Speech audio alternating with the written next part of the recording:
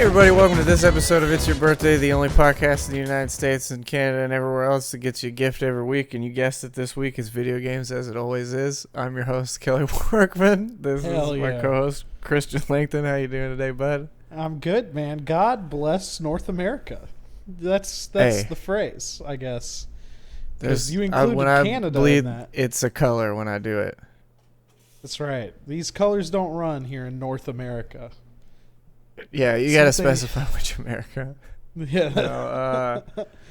Yeah, shit's been another good, man. hot week this week. It's been a good week for you, though. I mean, you've been stepping into the virtual space, which is probably the best space to be in, away from regular space currently. Yeah, because I think everybody's ready to get into the whole virtual area. And I mean, really, it is like Facebook was like, you guys saw Ready Player One, right? It's time. I think it's time we just do that. We're like, yeah, I guess. I guess there's no better time. It's the time for it. Just sit at home and put your helmet on and jack in, and then forget to shower for a few days. That's and ride space dirt bikes and fight Godzilla and whatever else happened in that movie. I can't remember, but remember liking. And fumble around with clunky controls and UI. VR. That's like half the VR experience. Hey, what do they say? We are VR. You remember? VR Troopers, I think, was the show that said that, maybe. Oh, I could be wrong. Dude, I forget that was a thing that happened on this planet. Well, because we had like what? We had Power Rangers, and then you had Big Bad Beetleborgs or whatever that was. And then there was like 8 versions of Power Rangers, including one where their Zordon was like a hamster, I think, if I remember right. Hold on. Okay, because you're bringing some shit up, I gotta check this one out. No, it was like the samurai, the Zordon samurai one. Hamster. Yeah, it was. It might not have been Zordon, but there was one. It was like hamster. Look up Power Ranger Hamster Sensei. Okay. There you go. Ninja Storm. Here we go. There he is. Yeah, that's him right there. Here we go. Get ready to get copyrighted before the thing even starts. Yeah, well, the audio at least takes half of the chances. Oh, those Sailor Moon DVDs he's holding up? Oh. Yep. That's their boss, if I remember this right. Look at that nonsense that just happened. Yeah. That was half the budget there, that 2 seconds that they showed. What, their eye contact? Paying each of them to look into each other's eyes? Yeah, that was a lot of the budget, I think. Yeah. I mean, I haven't had or it was they had to pay a stunt person to stand there for each frame of this. Like, that was a different guy so she could actually look at him, and then he was like, I can't look at this terrible woman. I got to do it differently. I don't know anything about these people. I can't say they're terrible, but... Is that really all we get? Is that 2 second flash? Oh, wait. No, there's him chugging on some corn. There he is. Getting some PC. Oh, my God. That looks really bad, huh? It's not great. It looks like he's eating a bucket of peas. Well, but think about the scale of those peas to him. So they're like... They're baby it's the peas. tiniest pea possible. Holy shit. Yeah, I remember seeing one episode of this show, and he was featured heavily in it, and I was like very surprised by that, and then I never tuned in again. Amazing. I kind of missed. Oh, is that him? Hold on. Is he gonna do a sick skateboard move? I think we're about to see that happen. Is that Timothy Hawk, perhaps?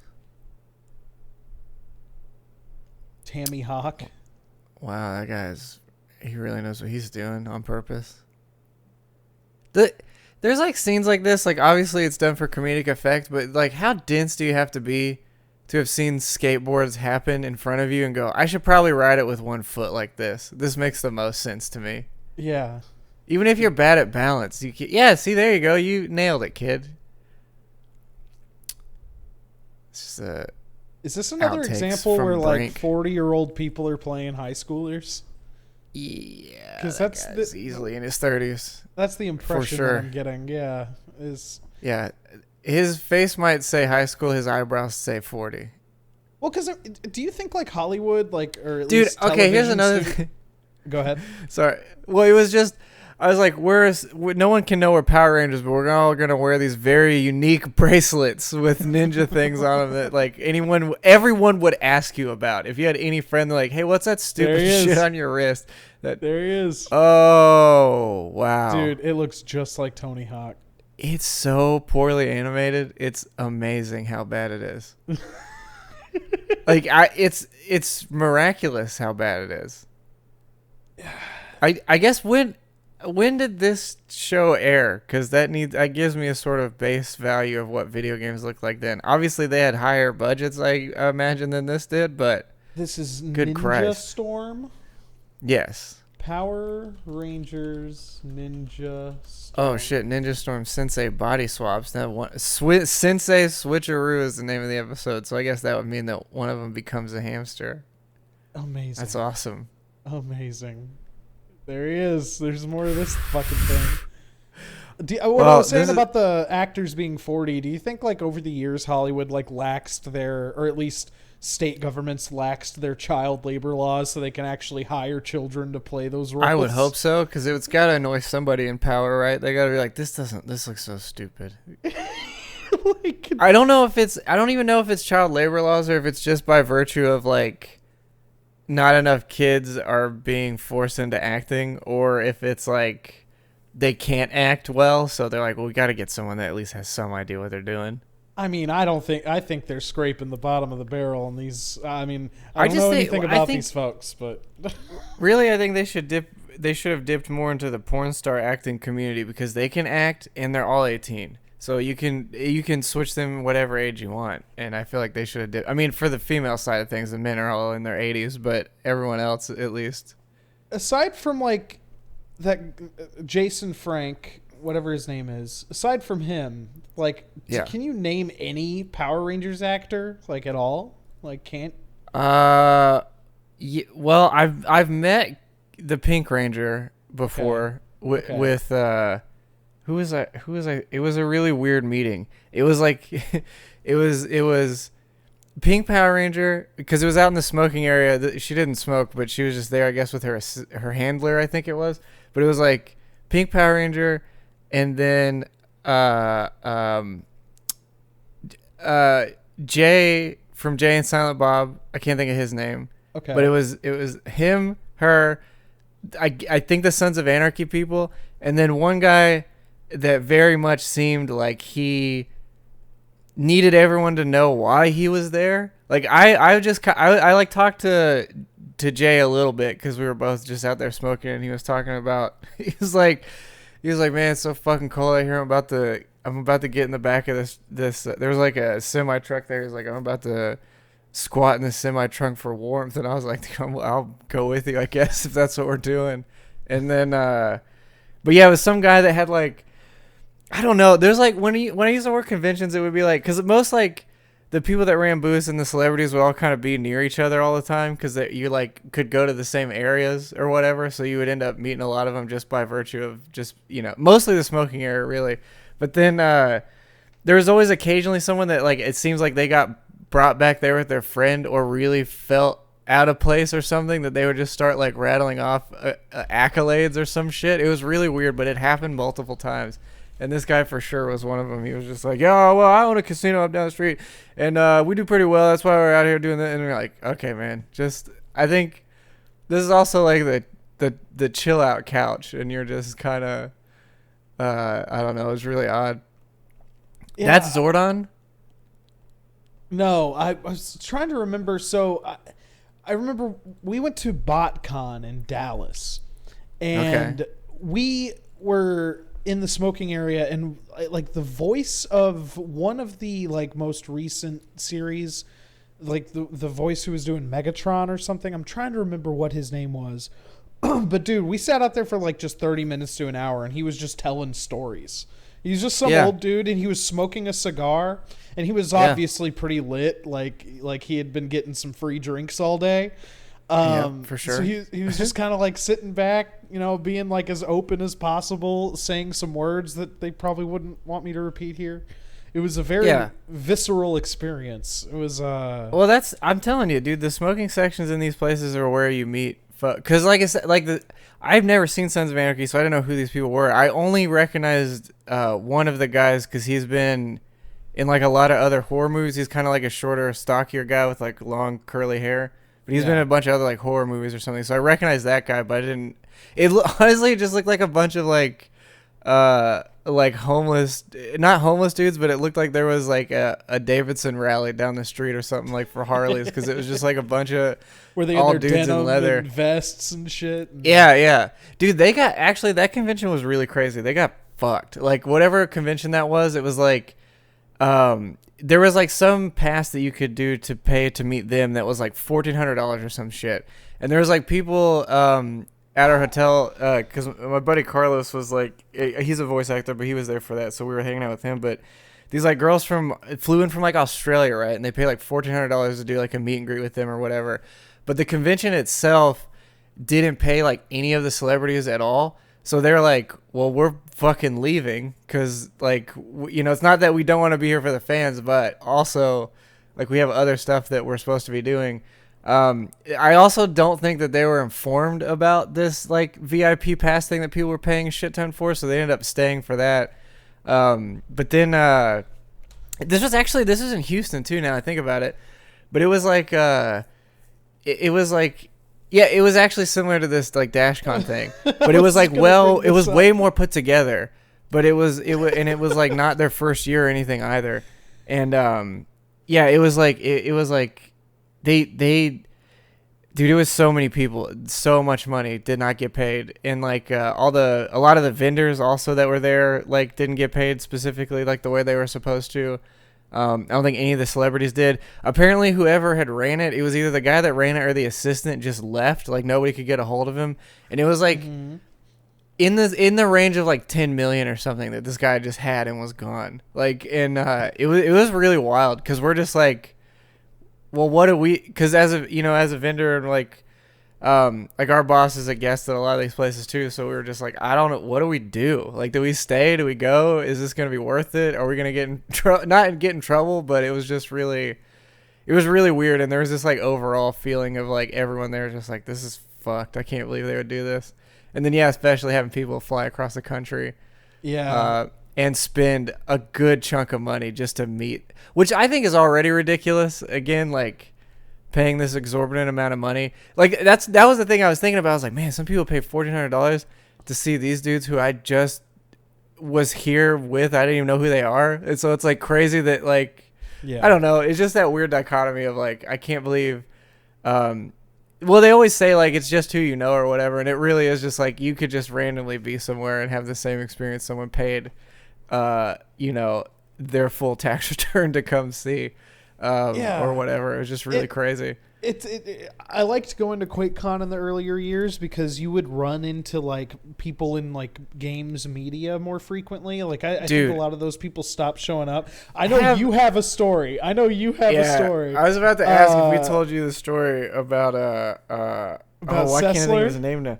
Yeah, dude, Sessler sessing out on us, dude. That was. I will say. Go ahead, though. I think I met him the same year, and I was like in the smoking area, just hanging out with my buddy Jacob, and I think my buddy Nick was there.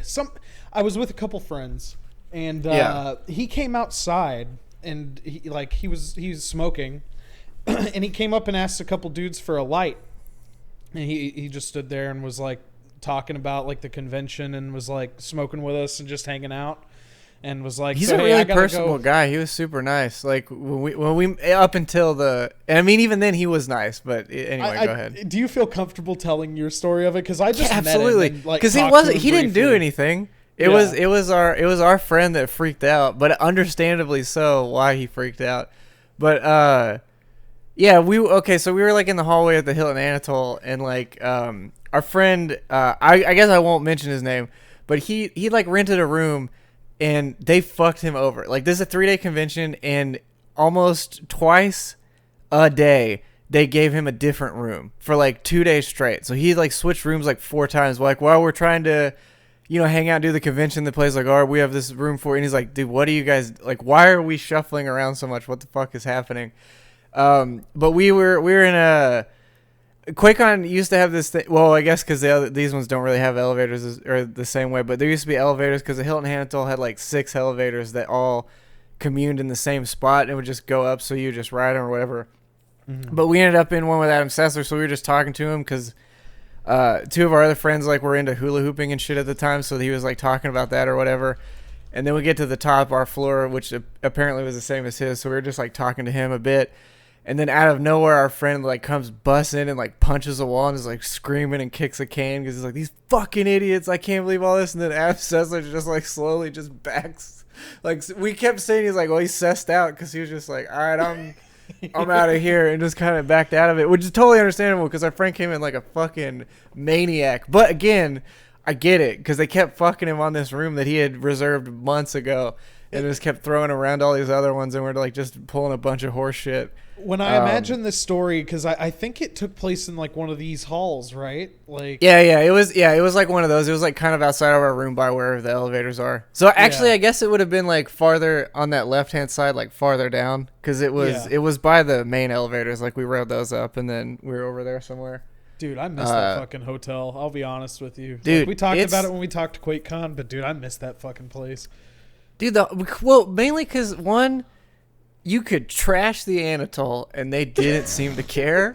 Like not that we were like purposely trashing it, but just like by virtue of so many people being there super drunk and not giving a care.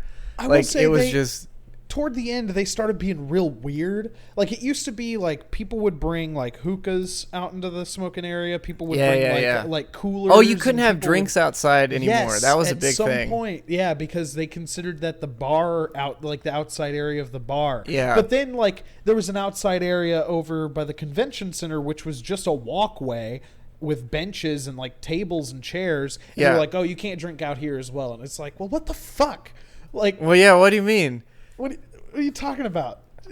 Yeah. What the fuck are you talking about? You can't drink. Yeah, it was super. It started getting super lame over there for that reason primarily. Not that any of us are huge drinkers anyway, but during those weekends you're just like, you might as well. QuakeCon. Yeah. Oh yeah, QuakeCon you let loose. Yeah. The shit. Well, that was like our friend like last year or the year before was like drinking, what did he have? He had like apple juice with like whiskey in it or some shit, and he was just chugging it out of an apple juice container.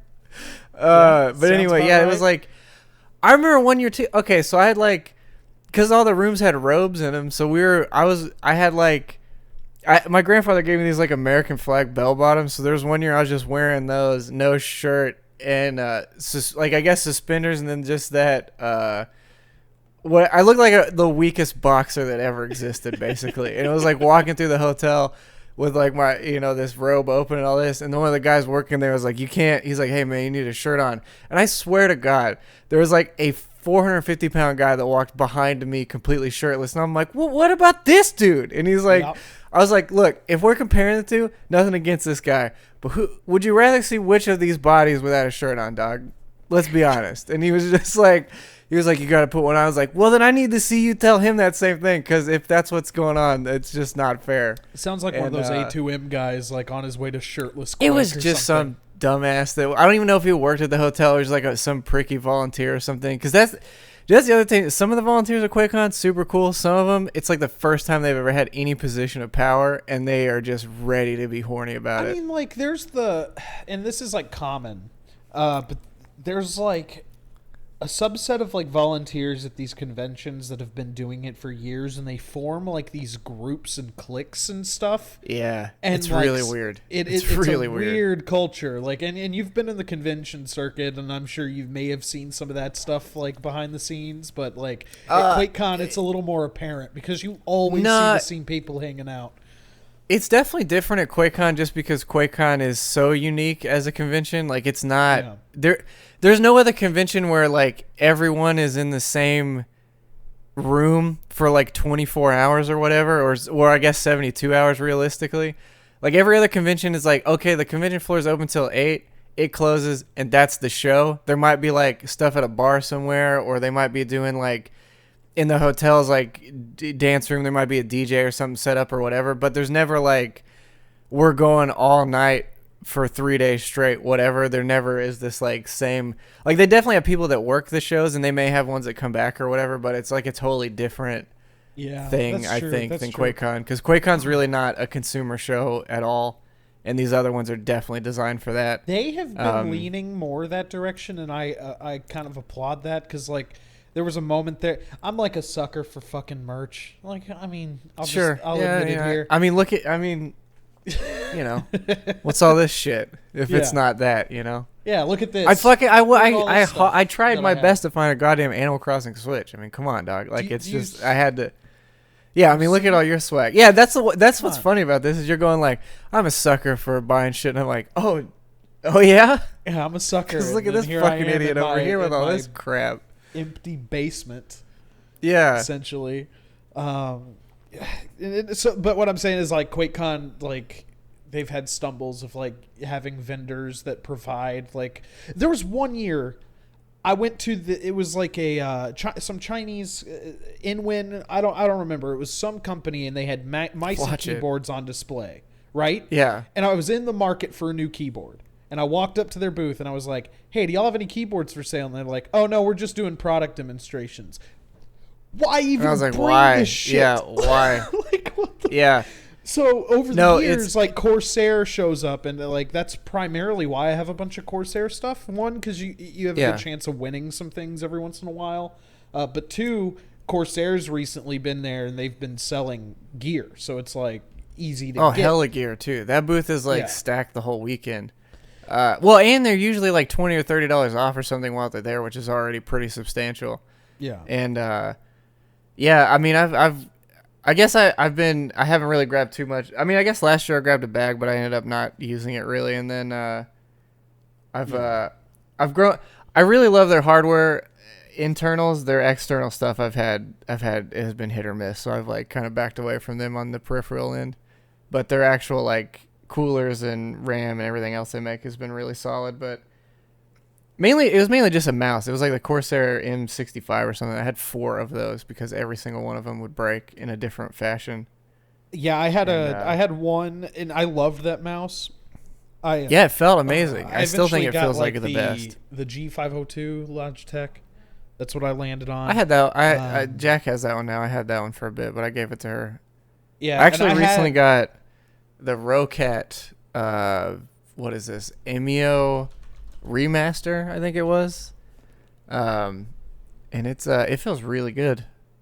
This fucker. This is the one I had too, and I liked this mouse, to be honest. Dude, like, if you like a claw grip, it's like one of the best mice I've ever had. It feels super good. But I had 4 of these. One of them, the right click stopped working. The second one, the scroll wheel stopped working. The third one, the right click stopped working again, and then the fourth one, what was it? It was. Oh, the primary click would start doing double click, and then the that one of the side buttons stopped activating for whatever reason. So so I use that button right there, like the forward button for push to talk, and sure, that one gave out like after a year of use or something, and it was a shame because I loved that mouse, dude. It was amazing. Yeah. Well, I can't have a mouse that doesn't have a middle button like this. I don't need it for the sniper. What I always do is I put crouch on that. So crouch or slide is always on my like thumb, and it feels amazing. Actually, the one I'm replacing, which is I think the same one that Nick had, perhaps it's that SteelSeries Rival that has like the locking paddle things on the side. Yeah. But this one just keeps disconnecting for whatever reason. I've had some weird issues with it. Is that the weird one with the haptic feedback? Yeah, it has vibration in it. I mean, did you ever use that? Yeah. So I've set it up for certain button clicks just to know that they register. Like there's like 2 of the side buttons I will just because they're a little like hard to tell when they've actually depressed. So I use it for that. It's like gimmicky, but the mouse itself feels really good and works really well. It's a little like on the heavier side maybe.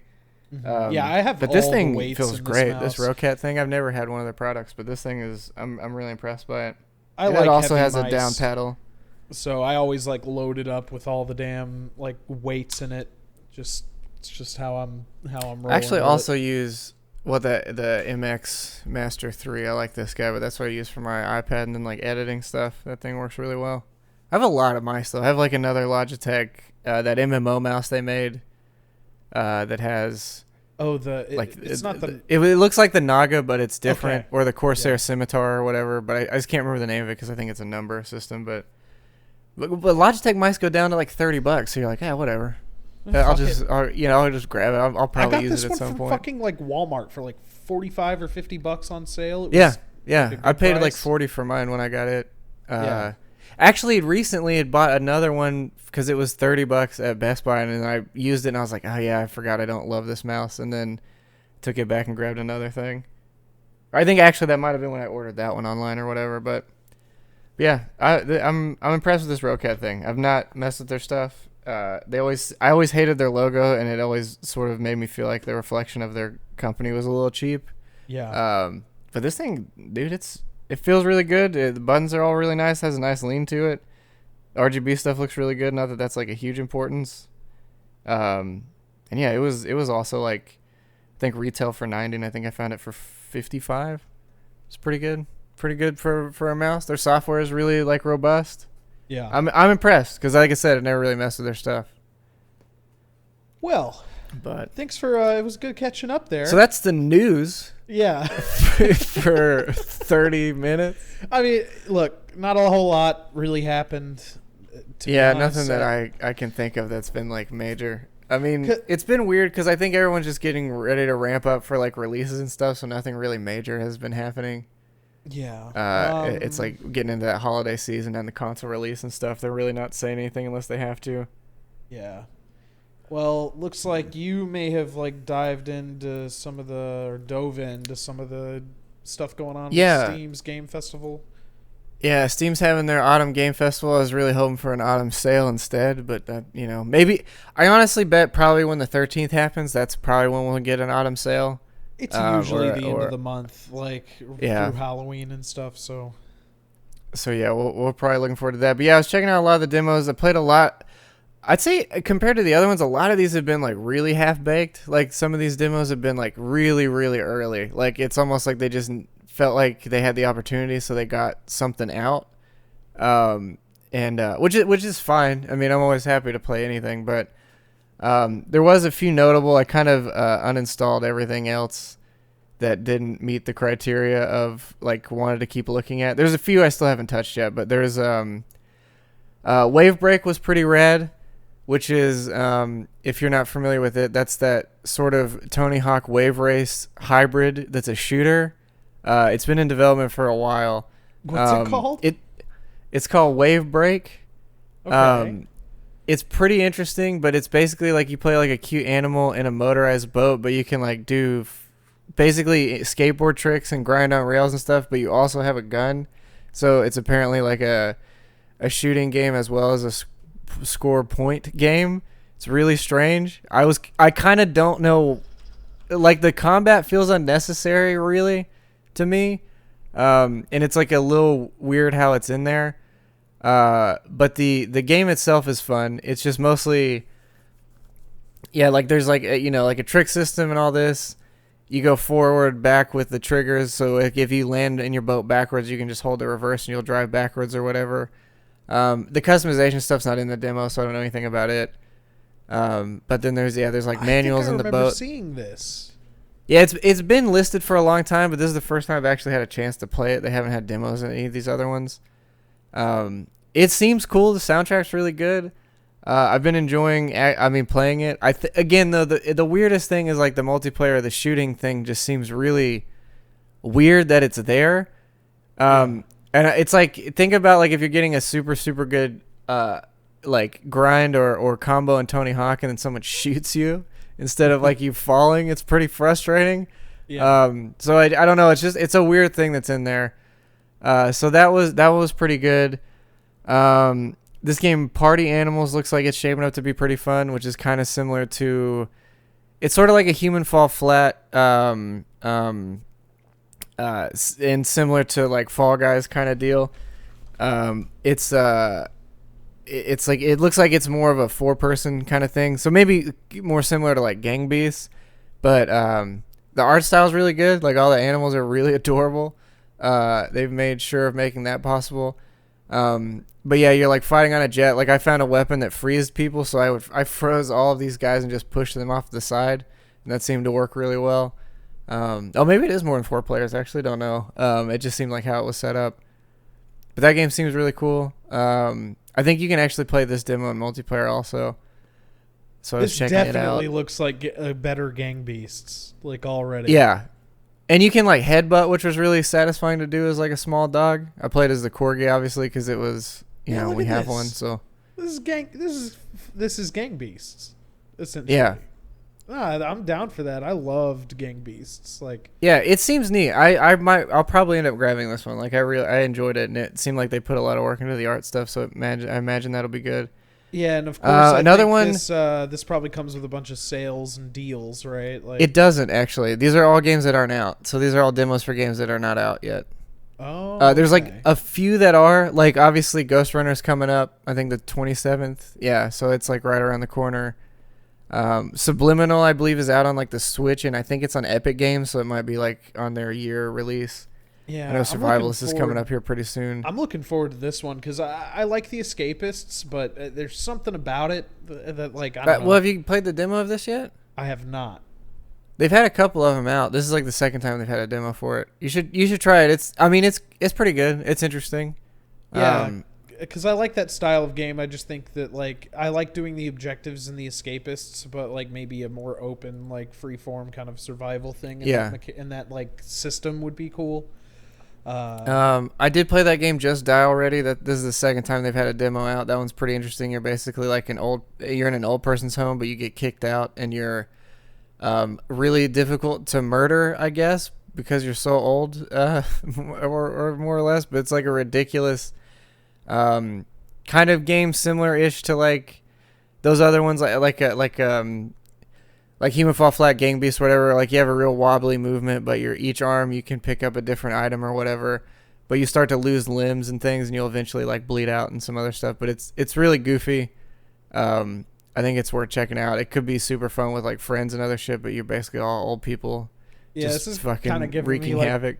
This is kind of giving me like Goat Simulator vibes too. Yeah. It's definitely more, I would say, produced than that game. Maybe like it's definitely more put together. Like it feels, oh yeah, more like refined than that. Goat Simulator feels like somebody was like just doing way too much in Unreal Engine, and then just. Well, it seems like they were making it for like their college class, and then we're like, you know what though? Actually, this isn't so bad. Let me see if I can. Maybe if I can have people buy this. Fuck out of that thing. They milked the shit out of the Goat Simulator stuff.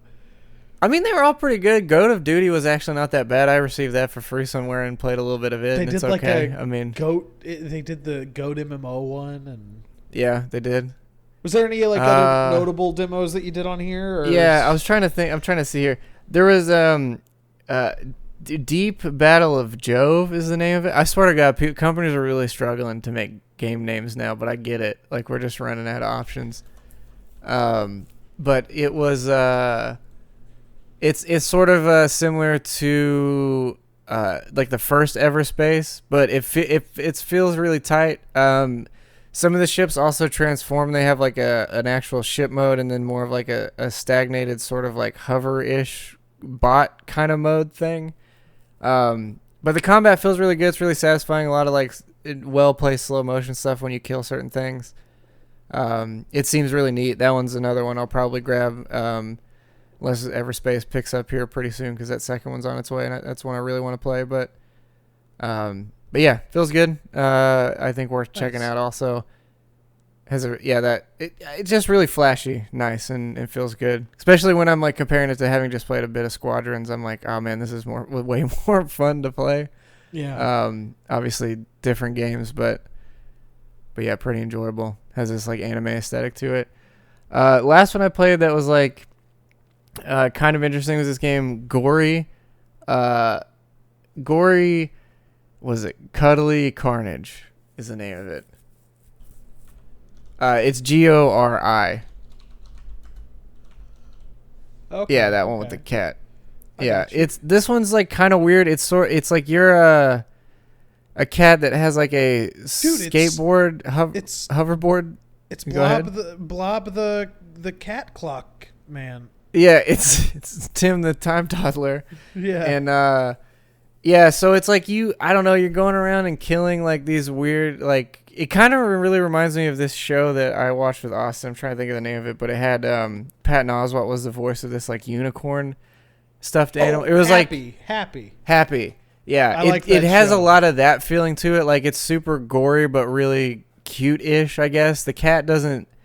He just meows, but the skateboard understands it, and then the ship has like is really depressed kind of thing.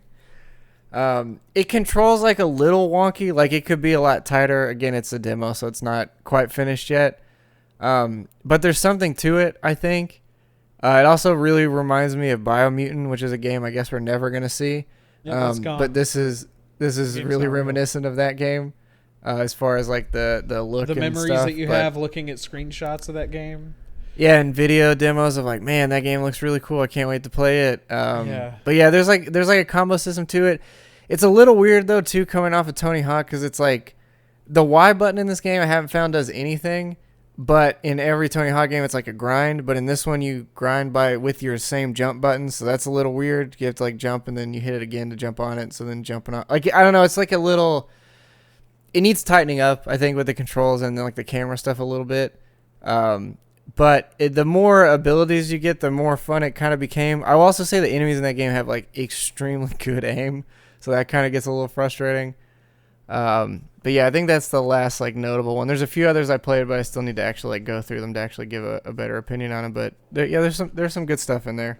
Yeah, go check I think a lot of them are out. slated for like next year though. So I think it's cool that like especially this year, like last year before like COVID and all that, like Jeff Keighley was trying to make like E3 this kind of thing happen. Yeah, exactly. And I think that this year is a good example of how things like that could like thrive, and how things like that could help developers get their like games out there and for sure. I mean, it's definitely helped and made me resist a lot of other purchases, having played some of these other games early. I'm like, I could see. Because some of them are like fundamentally like you could tighten a lot of them up, but the game itself is just not there. And a lot of other ones are like, really gems in the mix. Because like I said, I played probably about 18 or so demos, and that was like 5 that actually stood out as like, oh, these are worthwhile. Not to say there's not a bunch of other ones, but that could potentially be that too. But those for sure were ones that actually. I mean, at least in my biased opinion of what I'm looking for in a game, stood out pretty well. The one game that I played of the demo of that I'm still wanting that full game is Alien Hominid. That demo's gone too. Actually, I uninstalled that today. I went to look at it just to see if it was up again, and it had like the purchase option instead of the play option, so that one's gone. I've also like had a kind of like this, I guess you'd call it a hankering, but I've kind of had this hankering to play Pit People again. Like, I really liked that game. And I actually was listening, I don't know, a song from that game got stuck in my head. And I was like, yeah, I remember the soundtrack to this game was pretty good. And I like was listening to it. And I was like, dude, I should fucking play Pit People. What a good fucking game. I need to get it at some point and actually play through it, because that's their one game I've never played.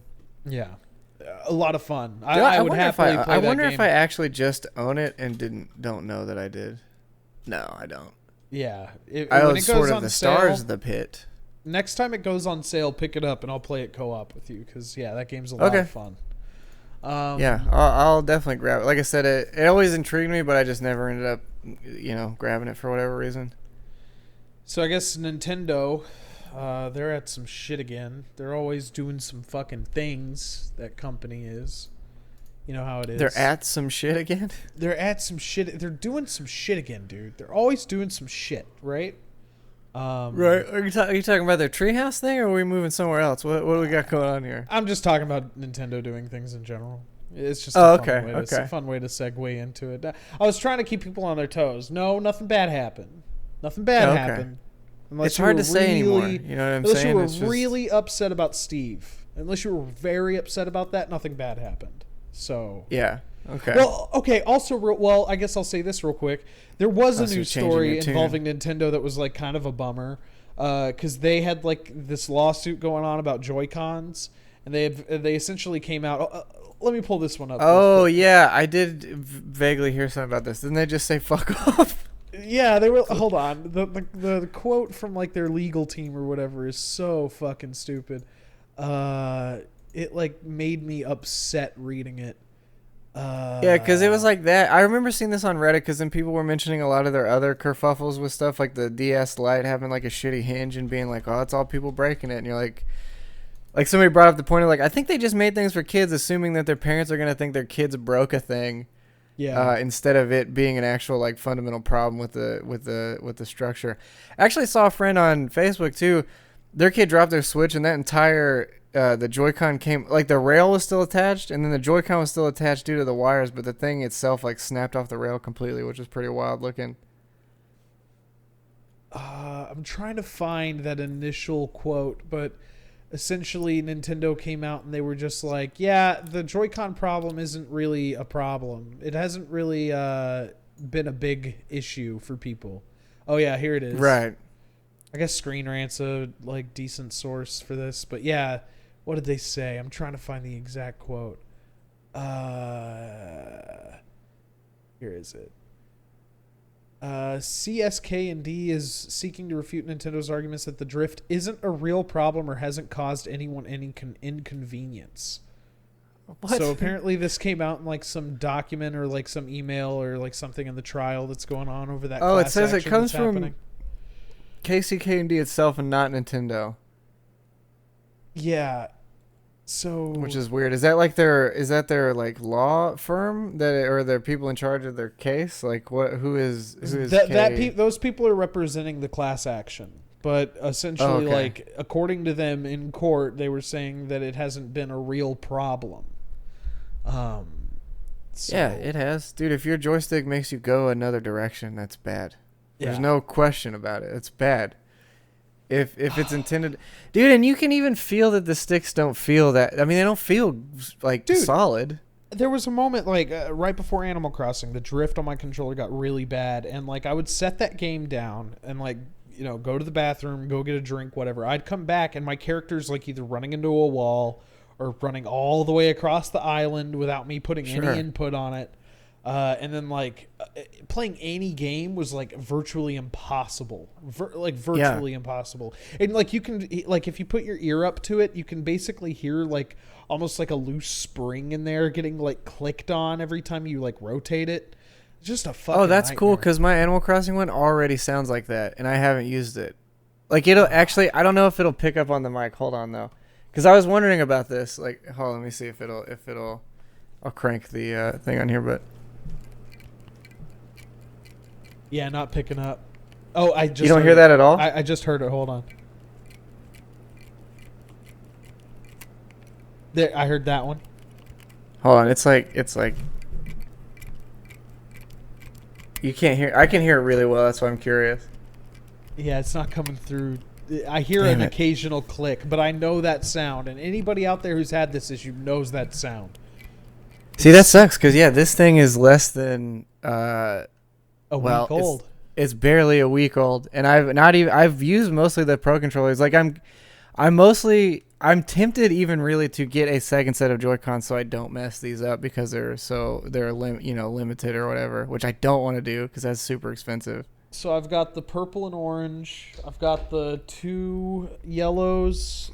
So this is one of them, and then I have the neon blue and neon red that came with it, and then I also have Jesus. I bought quite a few of them because a lot of them kept doing this fucking thing. They just all kept doing it, and it's not really been an issue though. I mean, you spent $80. That's not really their issue. Not a big. It's not really been an problem. issue for anyone to spend an extra $100 basically on 2 the neon pink and green sticks. Yeah, I had those. I have those. My original Switch I traded in for the Lite. And that one had the black ones, and those were doing them too. And I told GameStop about it. Like, I was like, hey, just so you know, this is having that Joy-Con drift problem. And they were like, oh, no, we accept them, and we just replace it with a like model that works. And then they RMA the bad one. So. Oh, sure. Well, they at least have a direct line, so it's easy for them to do that, I guess. Like, I'm sure they have, they have a system put in place for that to happen. Well, because if the problem is so bad that GameStop has to like make rules and like enforce certain things like policy wise, like it will accept a Switch if the Joy-Con sucks. We'll just do this whole process. We'll accept the Switch with a Joy-Con broken if you also give us your phone for a $10 trade-in.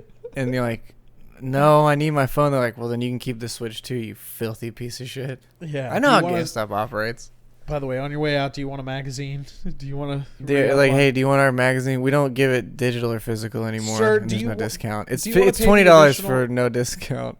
Sir, do you want to pay the additional $5 to cover that action figure you bought off the clearance rack? No, I'm fine, dude. I'm fine. I think I don't. You mean the one that costs 3 times as much as the action figure? No, I'm good. Yeah. Are you sure?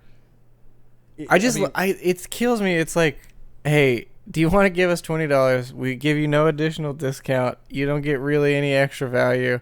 Also, the magazine, we used to print it. We kind of don't anymore. And if you give us your email, we're not going to send it to you there either.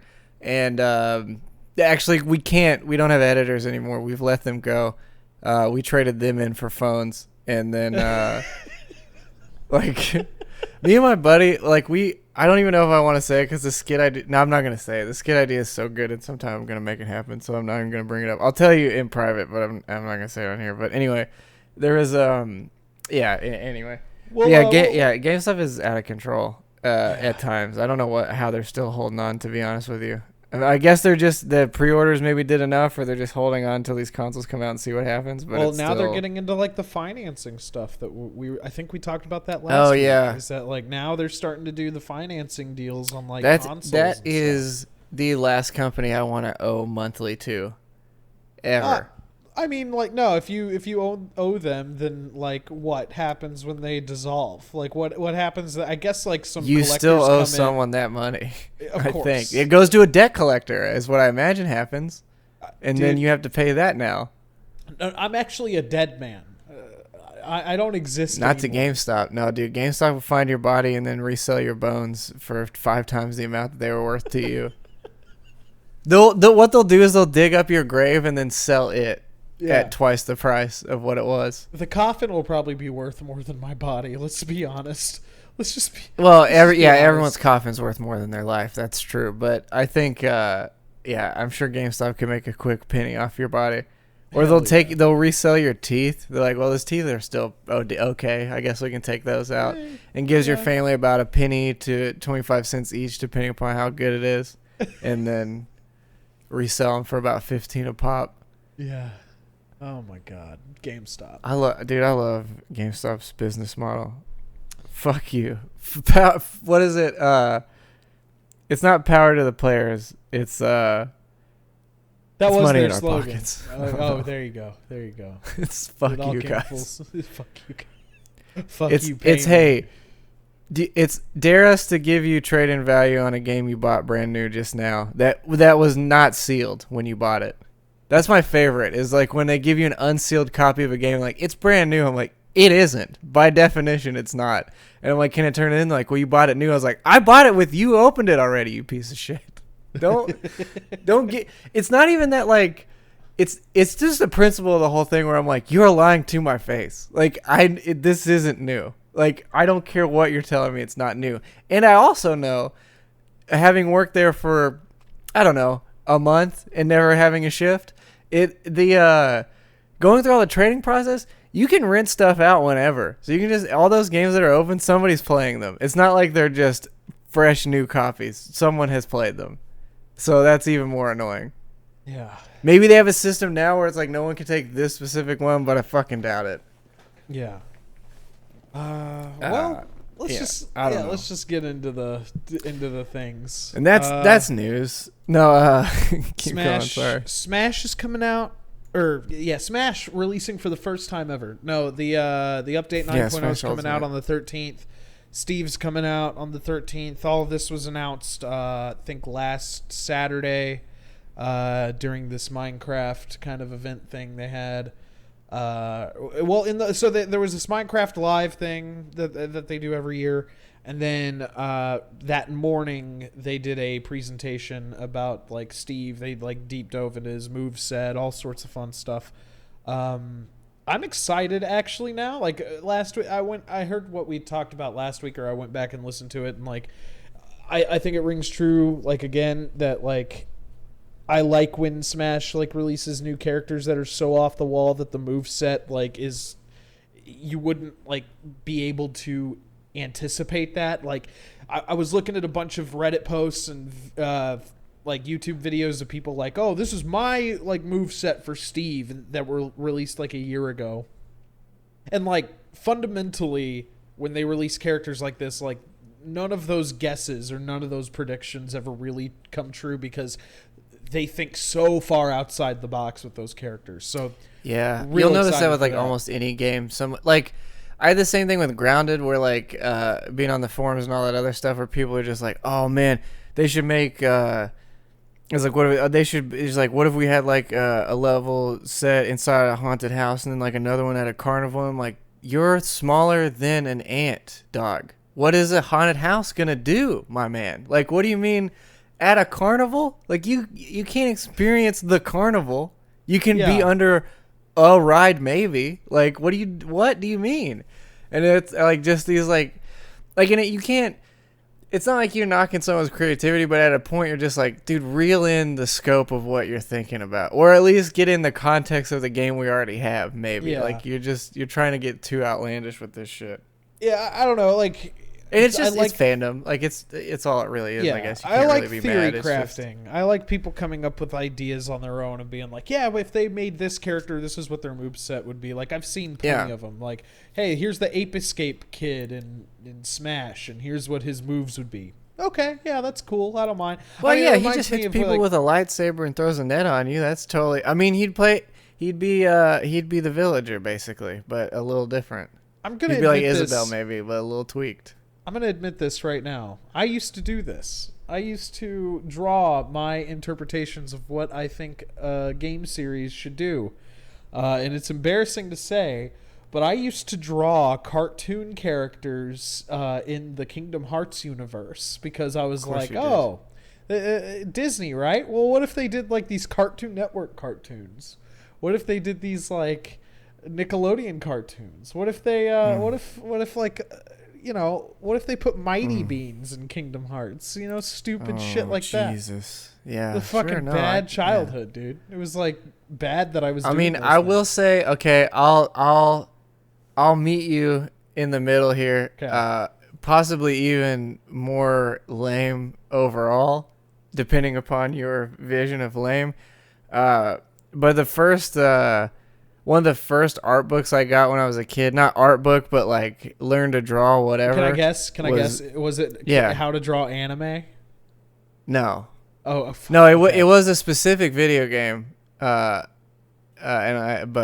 you can guess again if you want, but it definitely was. It wasn't as widespread. Like, I definitely had like how to draw aliens, how to draw spaceship, whatever. Sonic the Hedgehog? Dinosaurs.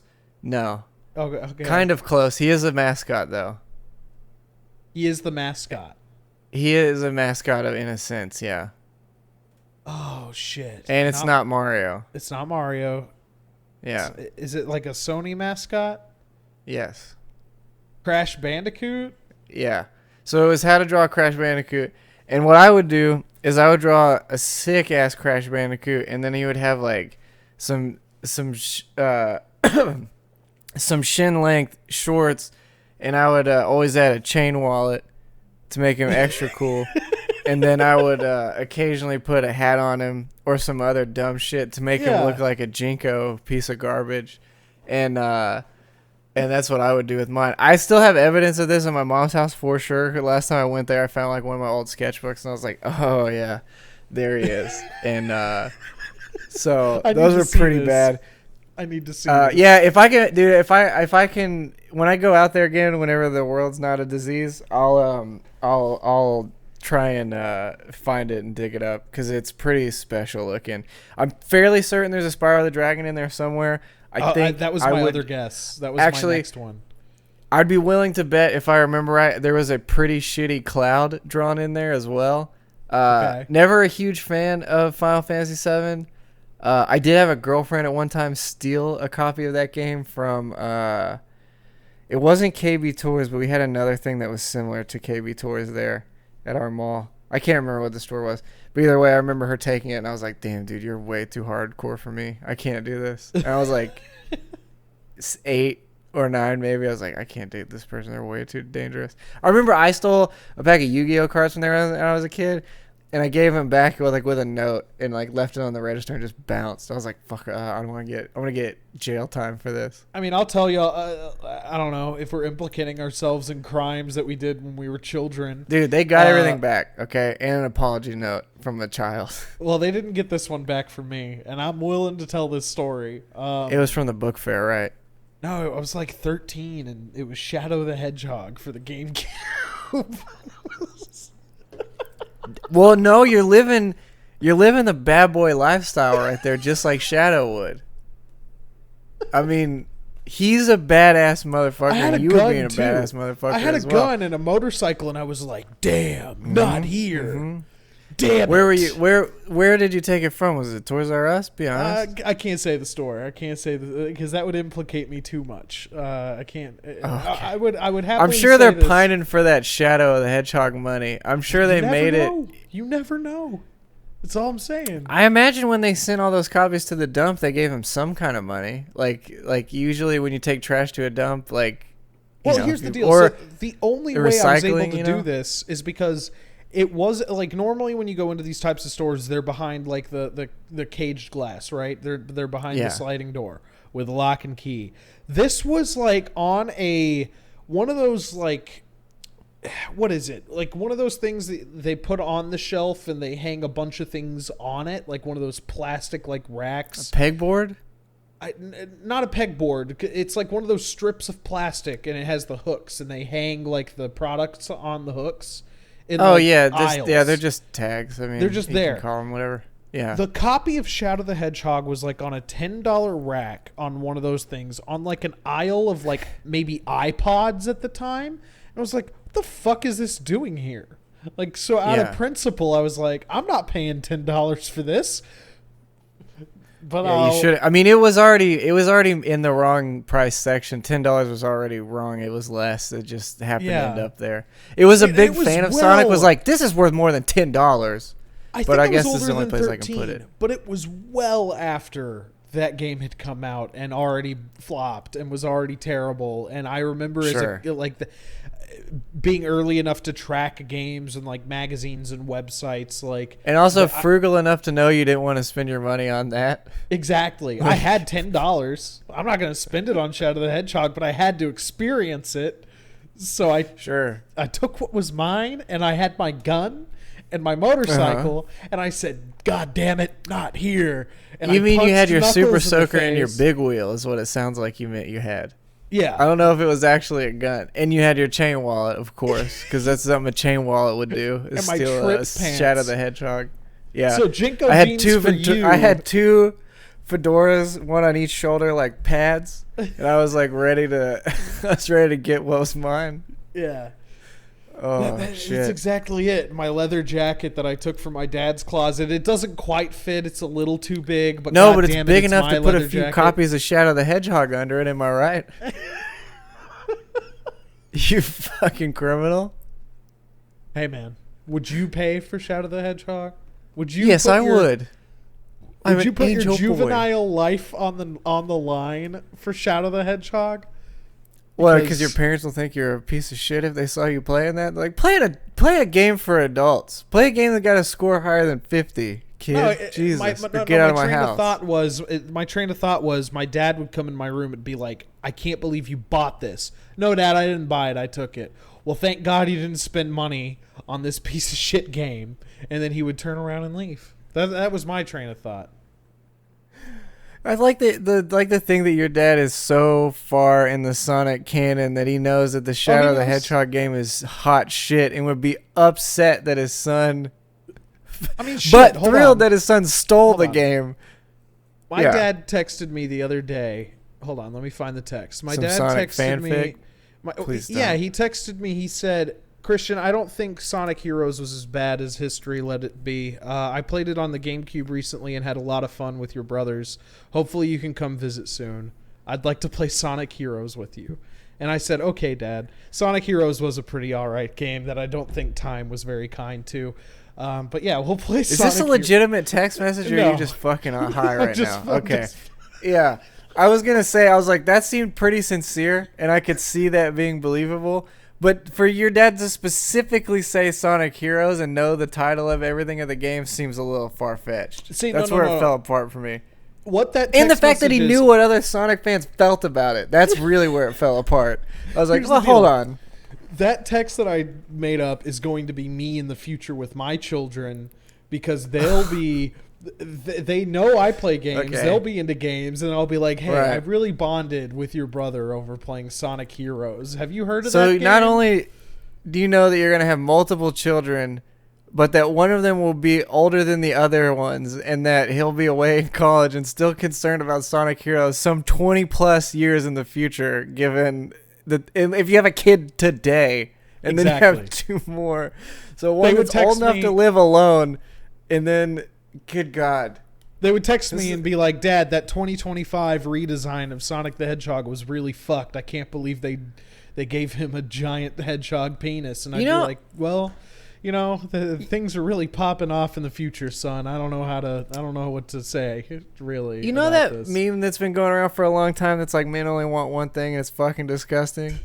This is the disgusting part. This is the man thought right here, is you being like, I can't wait to have 3 sons, one of them older than the other one, and that way we can talk. I can finally get Sonic Heroes off my chest and tell him about how good it actually was. When he texts me at random, I can't wait to play it with him and his younger brothers someday.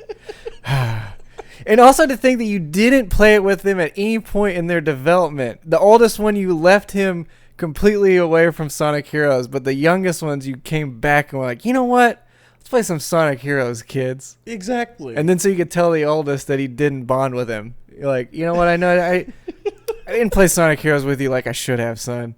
Why don't you come on home for Christmas? Let's fucking crank up the old GB. Let's crank out some Sonic Heroes. How about it? Have you seen Team Chaotix? Jesus they have a fucking Christ. They have a crocodile, dude, and a bee. Come on, chameleon, Espeon. Come on, are you kidding me?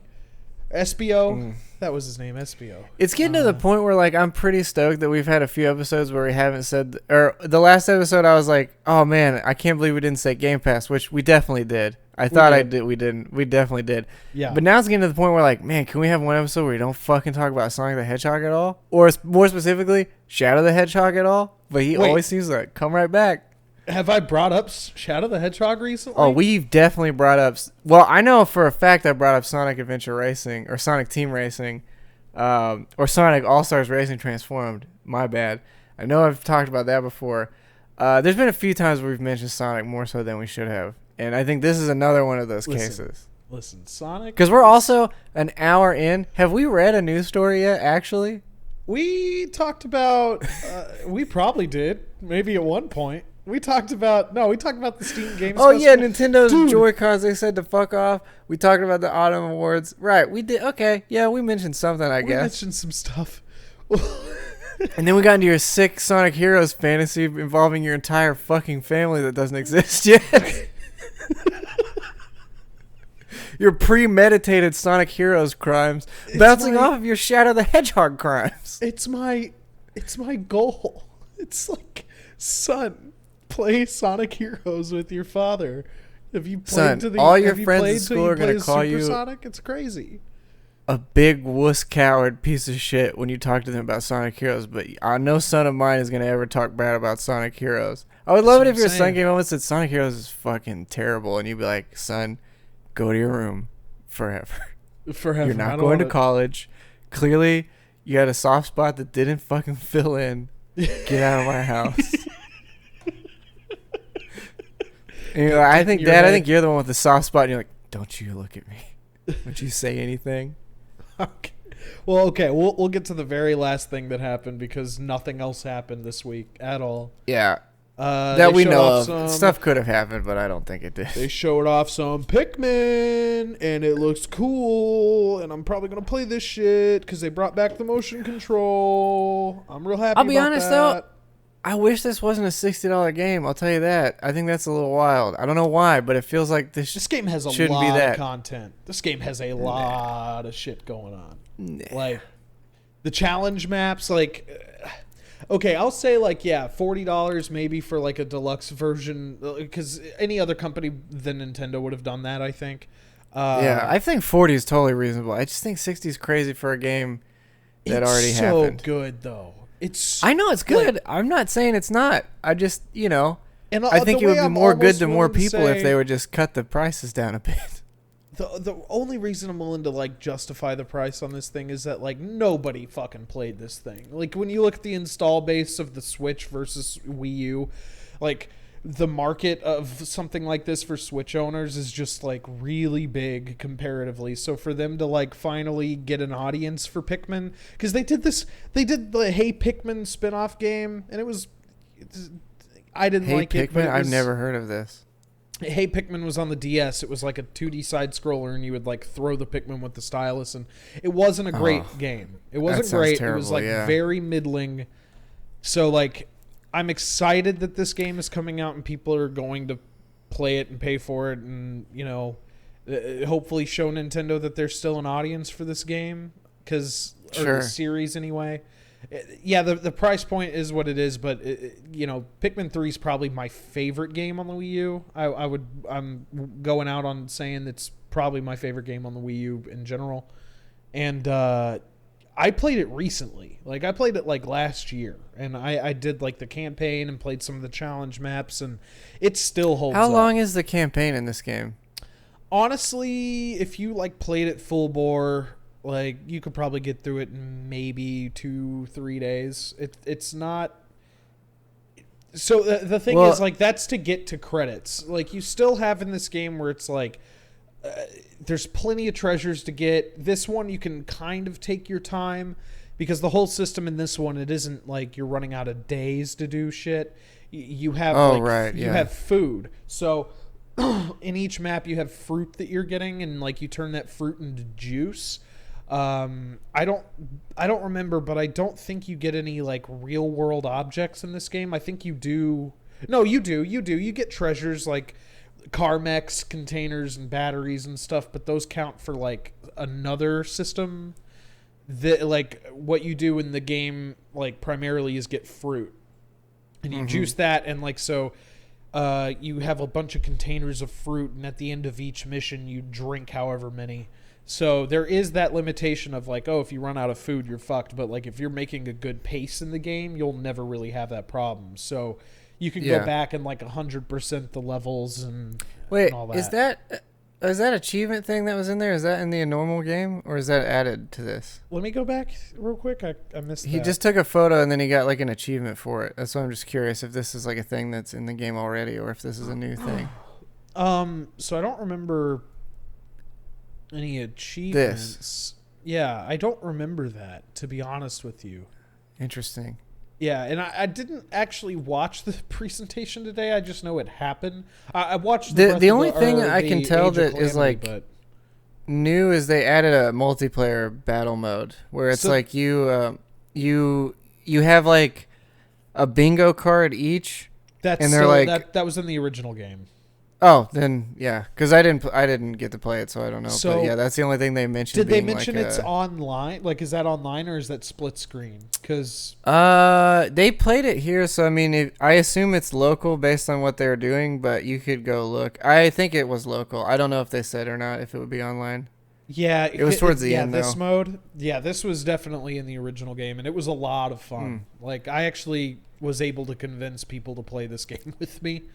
I mean, it seems cool. Like, this thing seems neat. But yeah, if it doesn't have online, then who knows? But yeah, I adore it. And it comes out after the LAN too, so that also sucks because I would easily have played it there with you. Yeah. Yeah, man, Pikmin. The only thing that I still have a hang up on, and I don't know if they corrected it with this game or this release, is that like I feel like the campaign should have had some co-op elements to it. Oh, they did say that. Yeah, that you could. Oh, that you can now. You can play single. Yeah. That was something they mentioned. It was like I just assumed that was already in the game, so maybe it didn't even cross my mind. But yeah, they were saying yeah, because it if you go forward or backwards a bit, they were showing some of that. That might be this right here. Oh, good, because if they added co-op to the story missions, that is amazing. That's like that's really the only big complaint I had is that like you couldn't. Because the framework's there. You have 3 characters that you control when you unlock all of them anyway. And so, like, the cool thing on the Wii U was that, like, you instead of a mini-map on the screen, the map was down here. And if you touched it with your finger, it would pause the game on the screen, and you could command the, like, different... You still can do that, I guess. I mean, I'm sure it's done differently here, but... Yeah, it was just cool to do it on the fly, like just look down and do it and then go back to the game on the screen. That's one thing I wish. I mean, I guess there's no way to do that. I was going to say, I was like, man, that would be cool if you could do that with the Switch, but there's no way to, like, you have the Switch screen activate, but if it's plugged in, there's rumors that, like, you don't have it. So there was a data mine of, like, a recent Switch update, and it talked about a second screen experience. Like, there's, like, something, like, mentioning second screen. So whether or not they like implement something like that goes to like your phone, which I'm almost willing to bet that's what it is, or they allow you to like tether like a Switch Lite or like another device to it that is yet to be announced. Who knows? I don't know though. I wonder because the Switch already kind of struggles with a lot of games like game wise. I wonder what would happen if you're having it project to a screen and to your That's why I guess like it wouldn't be the same device because like, well, I guess you could tether some kind of weird link cable from the dock maybe to the actual console, but then again, like it projecting both screens seems like that would be rough on it. Yeah, I don't know though. I don't know. That's one aspect of the Wii U that I thought was really good. I liked that 2-screen like back and forth experience. It reminded me of playing a DS for the first time. But, Yeah, I thought I had no qualms with that controller, and it was a lot more comfortable than you would have assumed it would have been. Yeah, that was another big thing a lot of people mentioned at release. And it didn't weigh a lot. Like, it was also felt really light. Like, it was a surprising piece of hardware. I tell you what, we should probably take a break real quick, because we're probably going to lead from Age of Calamity to what I've been playing recently. Well, we might as well get the last bit out, and then we'll come back and talk about our own stuff, I guess. I mean, do you have a ton to say about this, I guess? Well, because I kind of have a ton to say about Hyrule Warriors in general. Okay. Yeah, that's fine then. We can take a break. I didn't even think about that, yeah. Okay. Yeah, cool. We'll be back. All right, guys. See you in a second. Welcome back, everybody. Hello. It was a good break. Yes. Did everybody do good pee-pees? I hope you did. I hope you guys enjoyed well. I hope you enjoyed all the messaging that we put right in the middle of these 2 parts. Yeah. Well, last time I put in the theme song for about 4 seconds, so that was pretty good. I felt. We're just gonna add a little bit more to every episode. Just a little bit more. Well, this week it's gonna be from our sponsors. Hey, Quip is a toothbrush. Did you guys know about NordVPN? Have you guys ever used Honey? Do you want to save some money? Let's see who else. Let me tell you about this. Sponsors everything except for us. Tiny wallet. What are the wallets? Those little ones. Ridge wallet. Ridge. Get that front pocket carry. This episode's brought to you by Game Pass. Subscribe to Game Pass Ultimate. Do you want Sasquatch to sniff your testicles? Because that's the only ad I ever get on YouTube ever, and I hate it. I hate you, Sasquatch. This is brought to you by our sponsor, Hobby Lobby Gaming. Thank you, Hobby Lobby Gaming, for... That's a Christian company. They definitely won't be supporting us. But nice. That's a nice try. No, it's just a very nice try. All these companies are out there like doing these gaming like subdivision like marketing. Oh, efforts. Sure. Yeah. And I'm just trying to think of like the worst. Quilts and Stuff Gaming. Thank you, Quilts and Stuff Gaming. I really appreciate it. This is oldfabric.com, and we like to. Your bed is probably bad. Do you want to make a better bed yourself? You can't, because these are only 200 thread counts. There was dude, I had a 2 hour ad on YouTube the other day. It was a full other show that came up as an ad, and I was pissed. I like left the room and came back and didn't realize what had happened. So it was like 10 minutes in because I was playing something as I was watching it, and I look over, I'm like, what is this? And then I look over, I'm like, oh, there's another 2.5 hours of this advertisement. They just keep another thing. Like, I'll fall asleep on the couch sometimes in the middle of the night, not as much as I used to, but like I'll just be watching YouTube and just zonk out, and then I'll wake up to the most disproportionately like blowing my speakers out advertisement, and it's in the middle of like thing.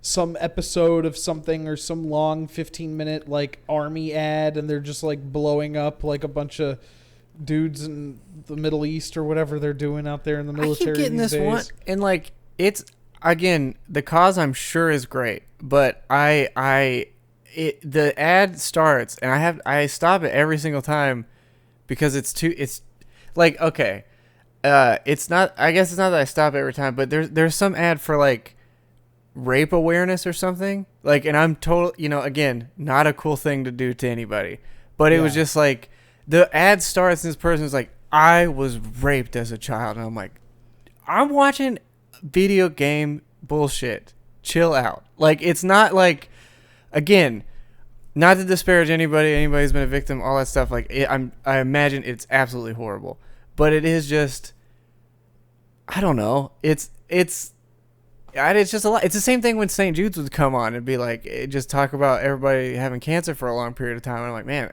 like I get it. I don't know. It's just, I think you need that dose of reality sometimes, though, because like Call of Duty, for example, did that thing where they released an update and they were just like in the middle of matches or like on loading screens. It would just be like, we support like all Black lives and stuff. And I got nothing against that. I mean, I like, again, I don't have anything against the advertising in general. It's just when you get a sad hairless child every 3 minutes, it's like, okay, like who in this world is going to forget that cancer exists? Like, and that they like, do you know what I mean? Like, it's not honest, that like, I've been so far out of the YouTube advertisement game that I have no idea what's going on over there anymore. Oh, well, see, yeah, if you guys use ad blockers, then you're worse than I am.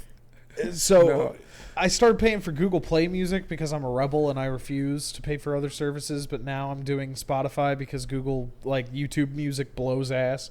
That's a whole topic, but if you paid for Google Play Music, you would get YouTube Premium for free. So I have not seen ads for like 8+ years on YouTube. Oh, that must be nice. Because now I'm telling you, sometimes it'll be a 10-minute video. There'll be 5 ad reads in addition to the sponsor of the video. And in mid ads that just pop up that you have to exit out of because they'll take a fair portion of the screen. Some companies now are doing ones that are like different aspect ratio, so they'll like be just the center bar of the screen will be like it's out of control. Like, and that's the thing is like, it's not, again, I'm not necessarily disparaging any of the things that these things are advertising except for Sasquatch soap. Fuck you, because your ad is like 19 minutes and it's fun, you think it's funny dick jokes, and it's just not. And I don't care about your soap anyway. Other than that, it's just it's okay. I think that the overall narrative in general is that it's like the world is already very sad all the time. I don't necessarily need more of it. In the only time I'm necessarily trying to relax, I guess, is just like again, and the other reason that you even got to the internet in the first place is like, oh, there's not commercials, it's not TV, it's not the same thing. Like, I guess, yes, now you get the luxury of like picking what you're watching more or less, but now it's like the ads have come in droves. Like, especially, I mean, you look at websites too, it's like at that point where like so many websites you can't even see the thing you're looking at because it's like 6 ads on the side here, another 3 ads pop up at the bottom, one will drop down from the top, and I'm like, what am I even looking at? Like, where is the thing? Where is the article that I initially was trying to find? Because what is this vortex of advertisement? I miss when websites were too busy because there were too many blingies on screen and too many like big screenshots of like poetry, and then just like a bunch of HTML code, just bullshit on like MySpace pages and like Zangas and shit back in the day, and like your GeoCities pages with just a bunch of like garbage, like big text, like that's the clutter I miss. I don't miss being fucking shilled to every 5 minutes. Like it's just it's too fucking much. And like I said, again, these causes I'm sure are all like one of my relatives works for St. Jude for quite a long time. They do good stuff. I have nothing against them. Yeah. Same with, again, just to reiterate about all this stuff, like the rape stuff and everything like that. Again, worthwhile cause, obviously. It's just I don't know. I think there's a weird stark difference between like you go from like watching Game Grumps or like some fart joke fucking video, and then all of a sudden it's just bam. Like it's like, hey, were you enjoying yourself at all for a second? You should stop that. Do you know that the world is falling apart? And you're like, I am very aware. Like, it's just the other thing too is like, I can't imagine an ad for anything actually working. Do you know what I'm saying? Dude, like any ad I've ever seen, I've never thought I gotta get that. Like even if I see a game trailer, I'm still like, well, I need to see more of this thing to have an idea of what this is before I go for it. So even when it's at its peak of my attention, it still doesn't work. So I don't know what. No, it's just I don't. Well, because I don't understand. I'm the same way. What is the point of this shit? I used to like watch racing or sporting events with like my family, and like I remember growing up and thinking like, who sees Snickers on the side of a car and goes, God damn it, dude, I love Snickers. Let me go to the store and buy like 50 Snickers. And I know it's all like advertising is all to just get into your headspace, like almost like a if that's what they really want to do, fucking bring back the jingles, dog. That worked. People sing jingles still to this day from shit that they never bought but still remember. So it's like, if you're you had it already and then you guys moved away to this other dumb shit. And then again, the asinine like amount of ads that are just like completely bananas, and then it's like, oh, it's for topical cream, and you're like, you just showed like an ape fighting a centaur on top of your grandmother's car, and you're like, that's for topical cream? What? Well, it's like, it's a Ben Gay ad. You'll remember it. And I'm like, no, I won't. It's just fucking stupid. The other side of it, like I was saying, is that you're not safe because you and I think, because advertising doesn't necessarily work on us, it takes us looking at people we trust and sources we like and in video content to be like I'll like right now, for example, I'm on the fence about buying the Razer Kishi thing, which is like the thing you clamp to your phone, play Xbox game streaming on it, right?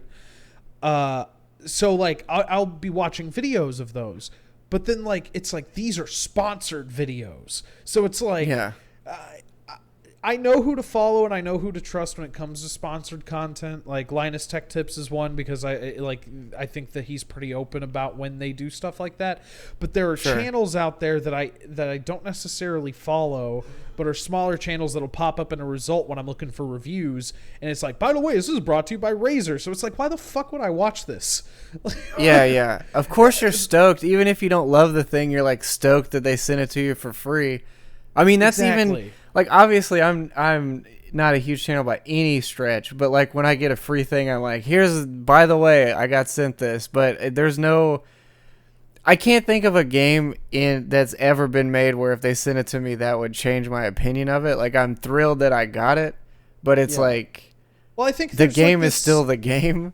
I think people like younger channels run into a problem where they're just like, oh, I need to make relationships because like they hear the horror stories of like journalists or like, other game reviewers being like blacklisted because they said something negative. But it's like, even then, man, like even like another guy I watch sometimes is I think ACG. Like, he's another reviewer I watch that I trust pretty frequently.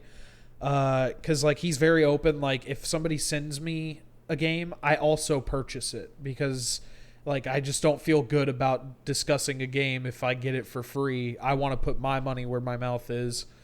Sure. So he does a lot of like cool moral things like that, I think.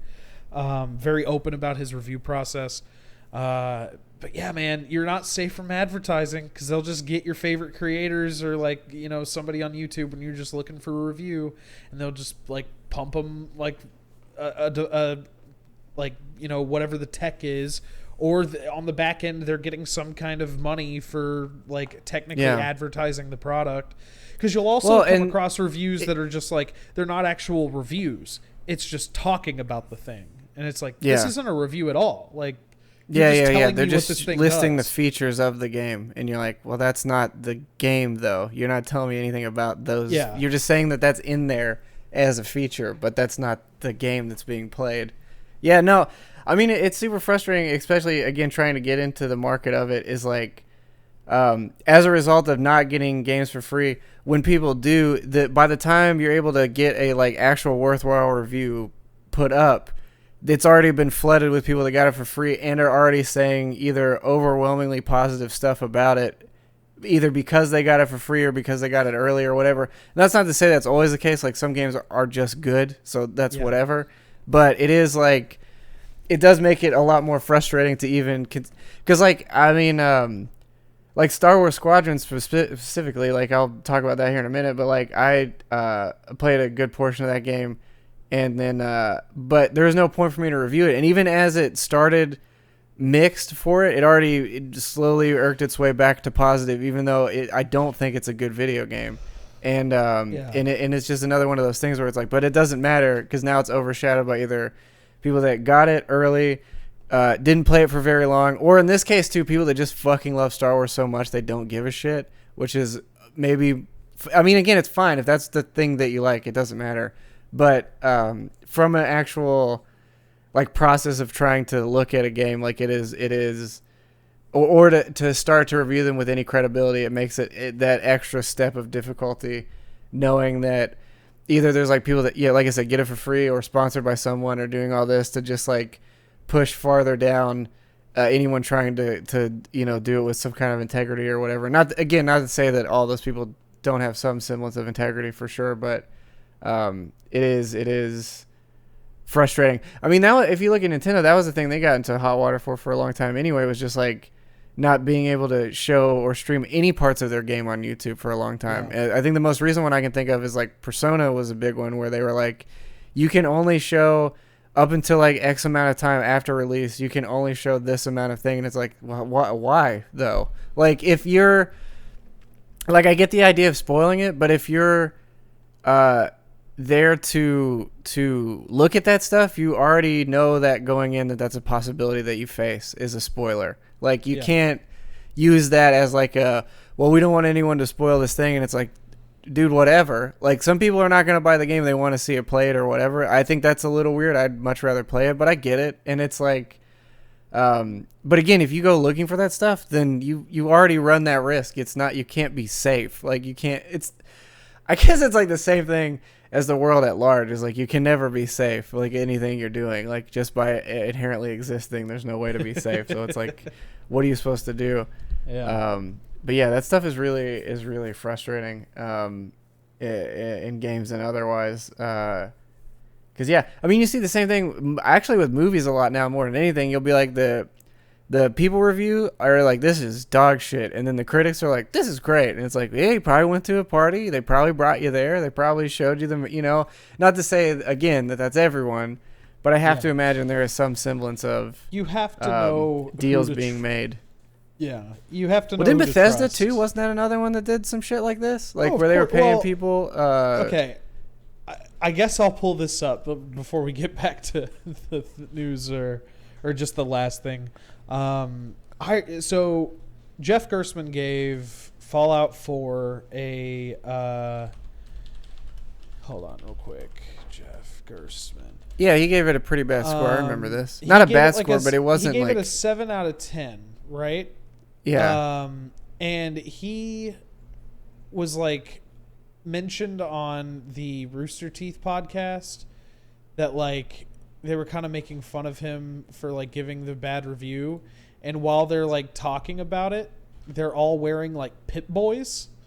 Yeah, and, like, yeah. they had been running like sponsored content for a while, and I liked Rooster Teeth up to a point. I kind of grew out of their content, but like here he is, like I don't know, maybe I could just probably play the audio of this, to be honest, just real quick. Yeah, it's probably fine. Who cares? Yeah, go ahead. Let me see if I can unmute the tab.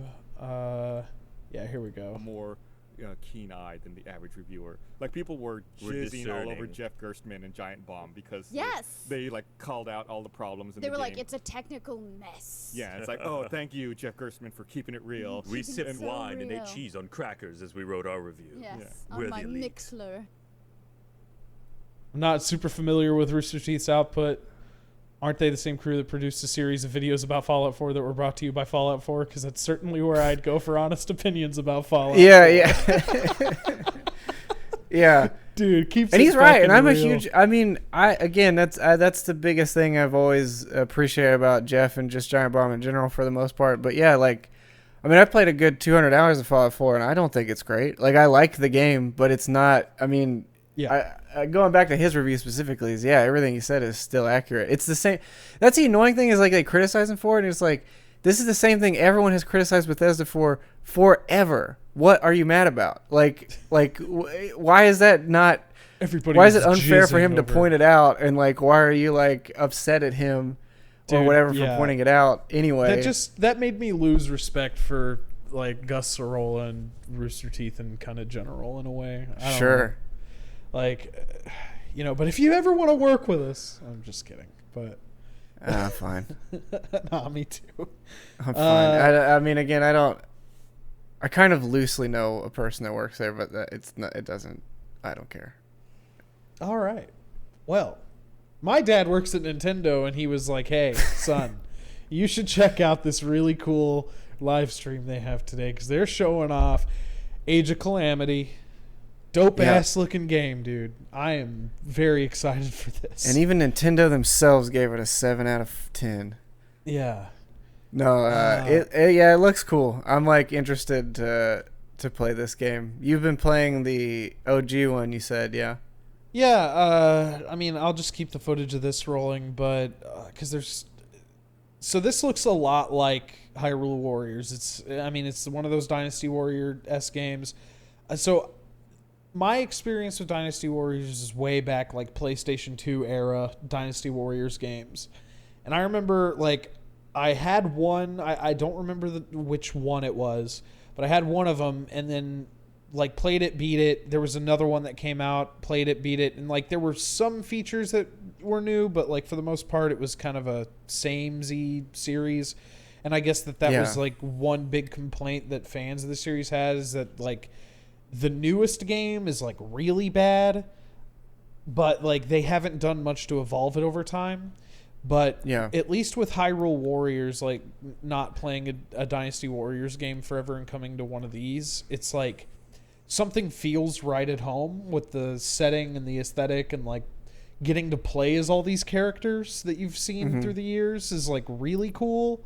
And especially like the whole idea behind Age of Calamity with like this is 100 years before what happened in Breath of the Wild, and they always allude to the story stuff of what is happening in this game, and according to the live stream is that's a big focus that they're going to have, is just like delving into the characters and like the world of like everything. And I think that's one thing Hyrule Warriors may be lacking the most, the first one anyway, is just like, yeah, the story's there, but it's only well, the story in that game, I like feel like, is a vehicle for you to play with all these wild ass characters in the Zelda universe, and not really tied to anything else. Exactly. So like it's a means to an end is what I was like getting to. I was just having trouble like figuring out how to say it, but so there's things happening in that game. There's like new characters that they introduce.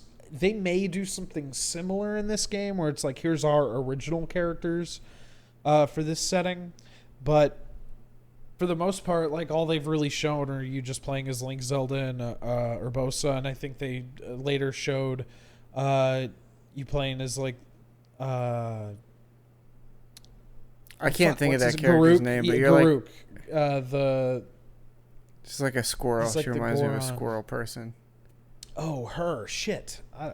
Which one is that? She's it's like at the very end of this, but I can't think. I don't know. I don't remember what her name is. It's been a while since I played Breath of the Wild, but she looked like the most fun character to play to me because she has like some weird jutsus where she like summons a frog on someone, and then does like a lot of stuff with like the glider, and then you look more like an assassin. Yeah, this character. Oh, that's the character. Fuck, who is she? That is a character. You're right. Yeah. I think she's the lady that you come across in Kakariko Village. Like, could be. I don't remember. But hers seems like really wild. I don't know, but she's like some kind of crazy looking ninja thing. I've been enjoying it. Her gameplay looks really fun to me. So that's the thing like that I've really enjoyed about playing Hyrule Warriors, because I didn't play it when it came out on Wii U or the 3DS originally, is that like the combat is like very flashy, and every character that I've played so far is like wholly unique, and like it's the combos are mostly the same, but like just the things you're doing and like the moves and all that stuff, it's all very unique. Like Hyrule Warriors is like a good love letter to Zelda because there's a lot of reference within the moves that you're doing, if that makes sense. Especially when you get into like the Wind Waker characters and the Majora's Mask characters, there's like a lot of cool callback stuff there. I mean, I played it. I haven't really played the Dynasty Warriors one because I played those a lot. Yeah, like you were saying on PS2, and those were like got to a point where they were just really boring, for what they were. But yeah, like I think telling you off camera is like that you need the character investment, because like I played the Dragon Quest Warriors game, and those are pretty good. The Fire Emblem one we talked about a little bit last week. I played that one quite a bit, and that one's pretty good, and in the vein of those games in general. And then I would like to play the Persona 5 one whenever we get that, which is also kind of wild that this one is coming out before that one, because that one was announced way before this. Yeah. But yeah, this seems neat too. I mean, and the same thing again. Most of the ones that aren't Dynasty Warriors but are still in that fashion seems to have more care put into them, or at least I would imagine too, if you've been with that team for a long time, you're like, if I'm still gonna have to make this game, at least let us do something cool, instead of like having to make the same feudal Japan warriors over and over and over and over again, up to like 19 times or whatever the fuck we're at now. So I could see from their side, they're like, oh shit, it's a different art style and it's a different universe. Oh, thank God. Like, at least we get to do something creative. What I do like about this one is, I may be mistaken, but the quests that they're doing, you see like the time limit on there, is that like in Hyrule Warriors, as you're doing quests, it's like side mission, and like you're like, okay, I'll get to it in a second, but like if you get too enveloped in something, like then it'll fail without you necessarily. Well, that's been a staple of all warrior games. Yeah, but it's cool. There's that always they like mid-mission stuff, like how long you have to do this. So. Oh sure, yeah. That's one improvement there. But the other thing is that, like, I guess I'll go back real quick to kind of the map system that they have and, like, equipment, because I thought that this stuff was really impressive. Yeah, actually, this is one of the things I'm most excited about, is, like, this way that the battles are, that you can kind of pick and choose in the way they're set up. And then, I will say, as what I was telling you earlier, I was like, this looks a lot like Genshin Impact, dog. I mean, I know obviously one is one and one is the other, but way you level up the weapons is pretty much exactly the same. You got this big world where you can kind of move around, do some stuff. Well, I mean, I don't know, man, because combat's kind of similar. I don't know. I'm just saying. Well, you look at Breath of the Wild, like this menu is essentially Breath of the Wild's menu. 100%. Yeah. And I just mean like in Hyrule Warriors, I don't remember levels being tied to weapons specifically. You have like an overall like score, like there's like a 3-star, and then like those weapons do a set amount of damage, but you can slot additional power-ups to them. So maybe you like unlock weapons here and you can like level them through equipment or crafting, or like just using no. So them. what you do in this game is you get weapons and then you feed them other weapons and they get stronger. Okay. Yeah, and you do that a little bit in Hyrule Warriors, but there it's like fusion. So, like, you can take a high-grade weapon with no slots and take a low-grade weapon with slots in it and move those slots into the higher-grade weapon. Okay. So, yeah. I just like the presentation of this. It's really nice. It's kind of that's what's happening here. Yeah. This seems. I mean, it's hitting all those boxes for me. I mean, that's the same. That's what I was saying. Like, again, it reminds me a lot of Genshin because there are sort of similar-esque ideas. And the combat is not as similar because here you're obviously fighting way more, but in that one, it's weird. It's like I would say Genshin sits soundly between both of these games, Breath of the Wild and Hyrule Warriors. Like, I think it's like a centerpiece to both these style of games. It's really strange looking at like this, and because it was so much compared to that Breath of the Wild, which I think the world design and stuff and exploring is really similar to that, but I think the combat and like the actual inventory item stuff is more similar to this game.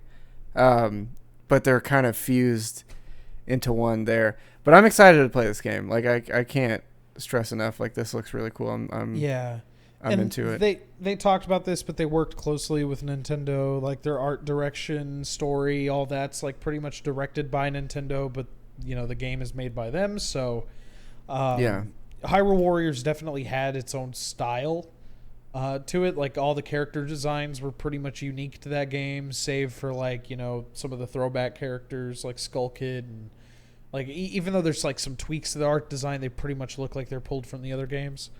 I mean, obviously better looking than those, but so the only thing I'm like wondering about this is like, do they get into the wacky stuff? Because this almost feels like they're kind of positioning it as like a serious like story, like take on, like they wouldn't. I gotta imagine they have some side quests and stuff that are just stupid, because even Breath of the Wild does, and that's a pretty tonally serious game. Like, in the whole reason Hyrule Warriors had all the characters is because it's service to the story, that all these portals open up and just like the worlds are colliding.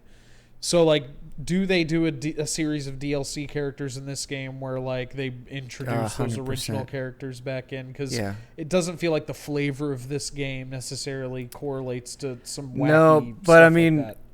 Once you beat it, you don't give a shit about all that nonsense, and then you just want wacky. I mean, fuck, regular Breath of the Wild gave you a fucking motorcycle, dog. So yeah, they're probably gonna let you do some pretty stupid shit in here eventually. But they at least tried to give that some parody to the world. Like, it's not like... Portals opening up gave parody to that one. So, I mean, it's like, however you want to swing it, they'll fit some DLC in, I'm sure.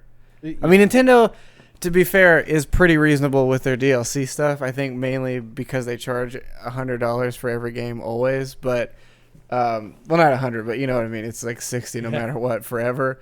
So, I think they have the virtue of being able to throw in DLC at a think about this. Reasonable, like we talked one-time price most of the time. We talked about Pikmin 3 earlier. That game was $60 on Wii U, and like the DLCs, like as the challenge stuff came out, I think they were like $5 a pop. Like, it's like change, but it you're still paying that initial 60. Yeah, I don't know. Video game prices, man, they're only gonna get worse. Yeah, well, coming soon, they're about to get much worse, or at least $10 worse. I guess rather, maybe not much, but it depends. I'm interested to see how that affects the PC stuff. I'm wondering if we're gonna have to get those prices too, because that'll really be annoying if we do. Like, I get it, but just real quick about Hyrule Warriors, that like they have a adventure mode in there that looks really cool, but in order to play it properly, you have to like unlock weapons through the single player and like characters through the single player. But it's essentially like kind of a retro map kind of thing. Let me just show it off real quick. I think it's real cool looking. This is some guy playing it. I don't want to look at that. Let's see real quick. Some adventure mode gameplay. So you get this like retro style map, and like you basically do like certain challenge missions. Yeah, I did some of this because I played the 3DS version of this game a little bit, but it it ran pretty poorly. So I didn't get too far into it. Yeah, so you have like different maps for the different games, and like you do different challenge missions on this, but like in order to do a lot of this content, you kind of have to like, let me get to actual like map because it's cool looking. There we go. Yeah, you just kind of go through here and unlock different squares, do combat in them, and I remember this a little bit. I would like to play this game. That's the thing, is like I'm so on the fence because the old one is still $60 and the new one's going to be $60, and I would like to just play the old one in preparation for this new one, but I just can't justify that when the new one is right around the corner.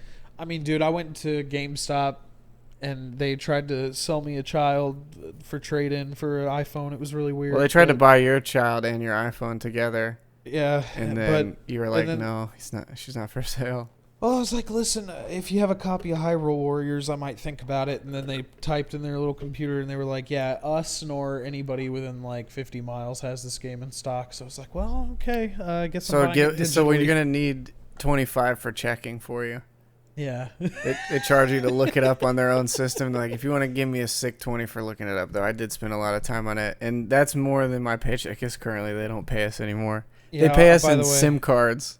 I automatically enrolled you in a Game Informer subscription. We're never going to send it to you. They were doing that for a bit. That was the thing they got a lot of heat for also, is they were like automatically adding that's kind of shit too to people's orders. Dude, I'm telling you, it's like some shady business if some folks on the internet are to be believed, which again, it's hard to say, but it seems like relatively credible. But yeah, I don't know, man. GameStop and I have got a rough history. Though when I went in to try and find an Animal Crossing Switch, the lady that helped me was very nice. She was very real. But the GameStop by my house has always been that way. I've really liked them the whole time. They've always been really nice. I went to the one by... Again, it's not the people at GameStop, really. It's GameStop itself. It is. It's the company. It's not the people that work there. It's not their fault. I drove up the highway to a GameStop in like the middle of a like bumfuck town, pretty much. They had 3 Animal Crossing Switches last weekend, and I was like ripping my pants, like having urges to buy it right on the spot. But I was like, I don't need it. Can't do it. I got super lucky on mine because I ended up trading everything in to where I only spent like $100, and then I guess if I count that, because it was basically like 120 Steam credit, $40 some to the eShop, or no, it was 140 Steam credit, 45 to the eShop, and then I paid like $100, so I can't really complain. Yeah. But I didn't have a dockable Switch, so now... Well, technically I did, but Jack used it, so I now have my own dockable Switch. Hell yeah, brother. Well, yeah. Let's get into some... Also, I'll mention real quick, I got the Oculus Quest, so I'll be diving into some VR content. I got bullied by 8-year-old kids on VR chat with you the other night. Dude, that kid was... wrecking you, son. The kid, it was SoundCloud rapper, that 13-year-old little dude. Yachty Yeah, it was was some kid dressed up like his avatar was like an anime SoundCloud rapper, and he was roasting this dude, and it was so funny. He was tearing you up, brother. Listen, I thought did not have the energy. I was looking. I for thought avatars. for a second I was like, damn, maybe this kid could be a co-host. You know what I mean? Like, if mine is so weak in a battle with a child, what am I supposed to do? Get the child, you know what I mean? I was trying to find the perfect avatar, and my steez was getting fucking smashed by some SoundCloud rapper anime kid. I don't want to hear it. Yeah. You brought it up, man. And he was ripping on you, dude, for being Kermit the Frog. He was telling you that other Kermits that were around you were the real one, and you were a fraud. That Kermit one when he opened his mouth, it sounded like a bag of Cheetos being crunched into the microphone. That one. See, now you have comebacks, but then he was just roasting you continually, and you had nothing. That's the problem. Is now you had a day to write jokes. My fucking ear going, oh, look at this fucking pussy ass. Oh, can't fucking talk shit. I didn't say that. I kept hyping that kid up because he was crushing you. I was like, damn, dude, putting you on a grill, I know brother. whose side you're on. I know whose side you're on. It's fine. I was like, dude, it's check fine. out your arm. You see those like 3 slashes? Those are grill marks, bud. You're getting a little S&P on you, and he was cooking you up, man. It was awesome. It was a bad time. Well, I can't. And then wait you to took get us to the bullied, anime porn jungle and tried to make us find horny avatars. Okay, so I went to it said Avatar Museum. And I was like, cool, that sounds fun. And I go down this endless hallway of waifus. But I did find that cat avatar that was pretty cute. Yeah, that was pretty good. There were some okay ones in there. There was some, but it was mostly horny. But that's not your fault. I'll give you that one. That one wasn't your fault. But being disrespected by a child, that's totally on you. What's sad is that, like, because of the nature of, like, 500-year-old witches and, like, adolescent bodies, when I was walking through and you were like, hey, that one's like a real sex avatar, and it was like a grown woman, I would immediately turn around and look at like it would be a child every single time. Like this, and I'm like, no, fucking you, pedophile, dude. I'm talking about the one right next to it. And it would be like an actual adult. There was one where you turn around, I was like, dude, that one looks badass, and you go this, and I'm like, that's a child. And next to it was like a mecha human with a fucking jousting rod. And I'm like, obviously it's that one. Because obviously it's this. I know, like, currently in the zeitgeist of, like, anime fandom, that's, like, a popular thing. So it's like, okay. To be a pedophile? Like, what? Are you... those are my words. Those are my words. I'm just asking what you mean by that's the popular zeitgeist. What does that mean? Dude, you can't say it without, like, pissing people off or whatever, but there's, like, a subset of people who believe that, like, lolicon stuff is not, like... child porn? Yeah, when in reality, come on, let's be real, guys. The thing is like, I get the context of the story behind it, but when you're looking at it at face value, and again, if to me, you're looking feels like at a substitution. To me, it feels like a substitution. Well, to me, it sounds like an excuse. Because I can't imagine that the thing you're looking at and in your mind would be interacting with is a child. Well, because like that's the deal. Like, like you could be a 500-year. Like, if you looked at an actual human that was 500 years old, you go, I'm not attracted to that at all. That's a corpse. And then you look at this and you go, that's 500 years old, but it's an infant, so I'm into it. Like, I'm just saying. Red flags. Let's look at the stark difference here. It's not the personality, dog. It's that thing, which is a child, my dude. It's a little messed up. And we look at TikTok's popularity, and then we know for sure. Yeah. I'm just saying. To me, it feels like a substitution.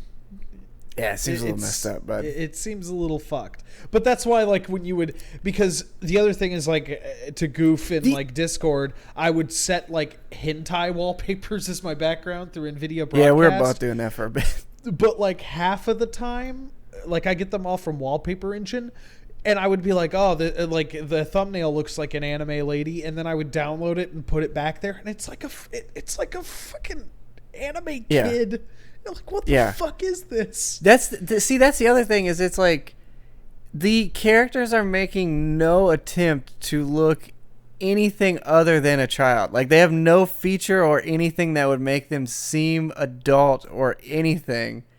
And again, in the context of a story, that's totally fine. When you go, I'm attracted to this character, we have a problem. Yeah, like, because it's just that's where the beams cross. That's where the big T comes, and it's a timeout, dog. Because that's fucking messed up. Hey, come on. Yeah. And again, if you're an adult that likes to act like a baby and do that weird shit, listen, whatever, man. That's cool. That's fine. You're an adult doing that.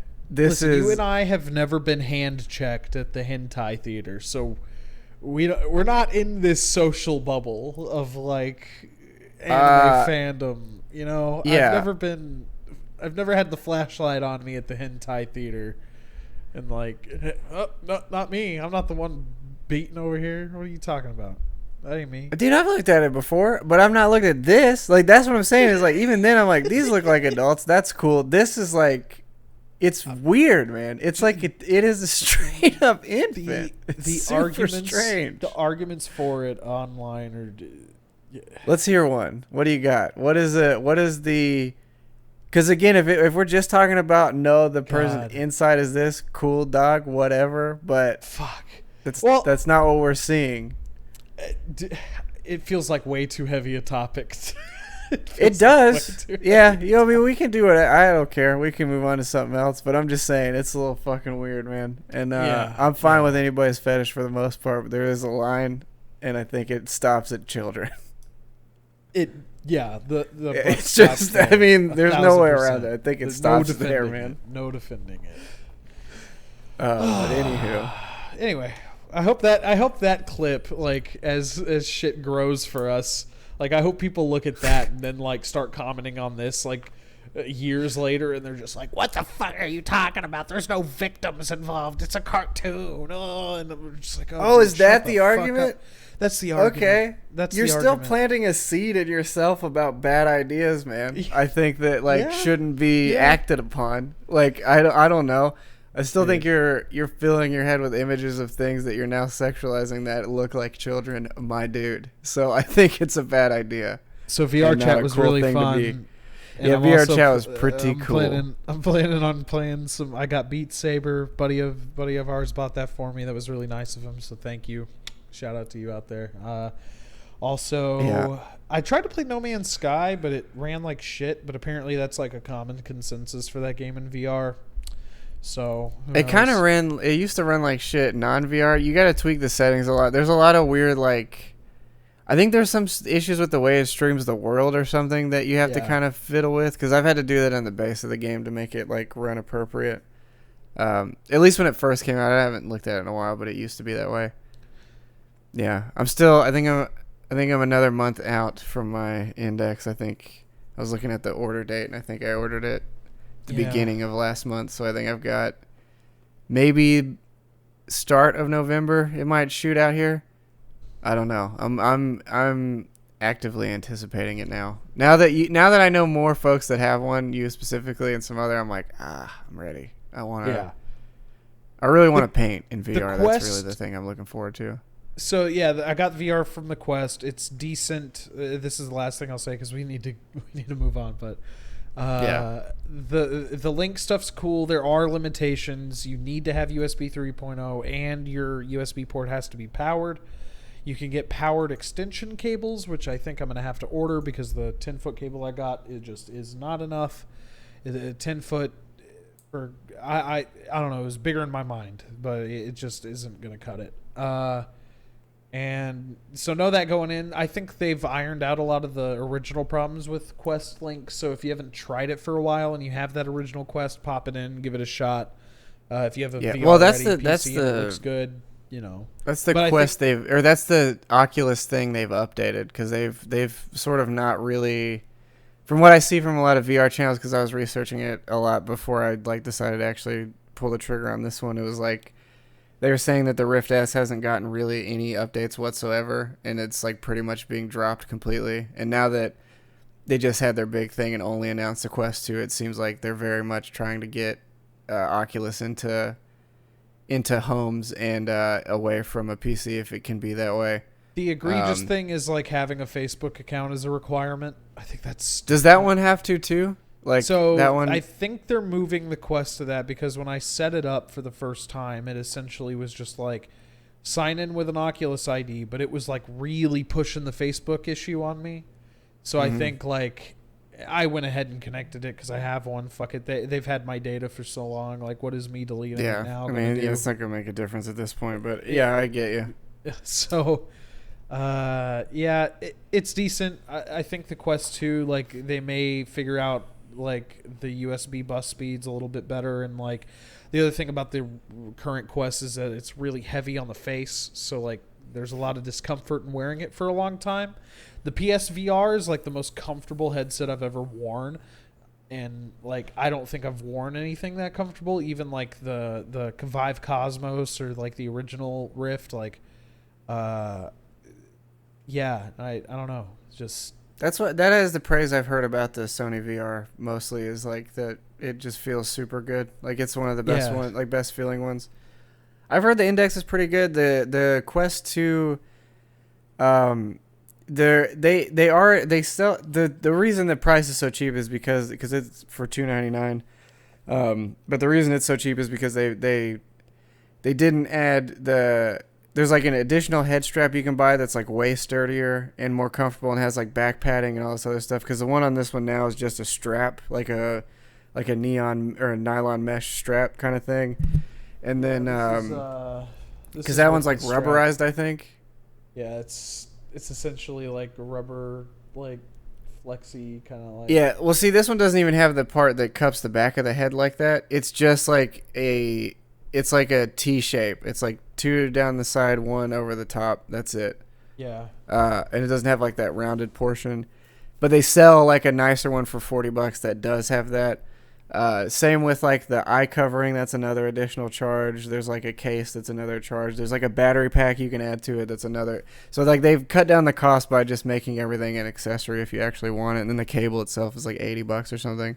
And I mean, the controllers feel really good too. Like compared to the Vive ones, the Vive ones are like really weird and angular, and they're not quite ergonomic. They don't feel. Oh, right. I don't like the wands. Those never felt good to me. Yeah, this feels it like conforms. Like I don't feel like when I'm playing Beat Saber, I don't feel like I'm gonna throw this thing. Like I don't ever feel like it's slipping out of my hands.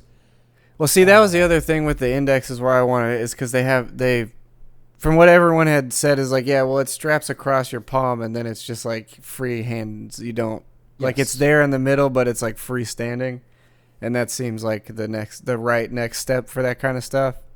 So it kind of that was another big push. I heard the controllers on the new one last like quite a bit longer too. That was another thing. Like the battery life is a lot better. The resolution of the screen is a lot better. The chip is better. I think it has like 2 gigs more RAM, I want to say, than the old one. Some other stuff, but yeah, it weighs less. I guess that was where this all came from, because you were saying about how the other ones are or how that one's kind of heavy. This one's like lighter than that.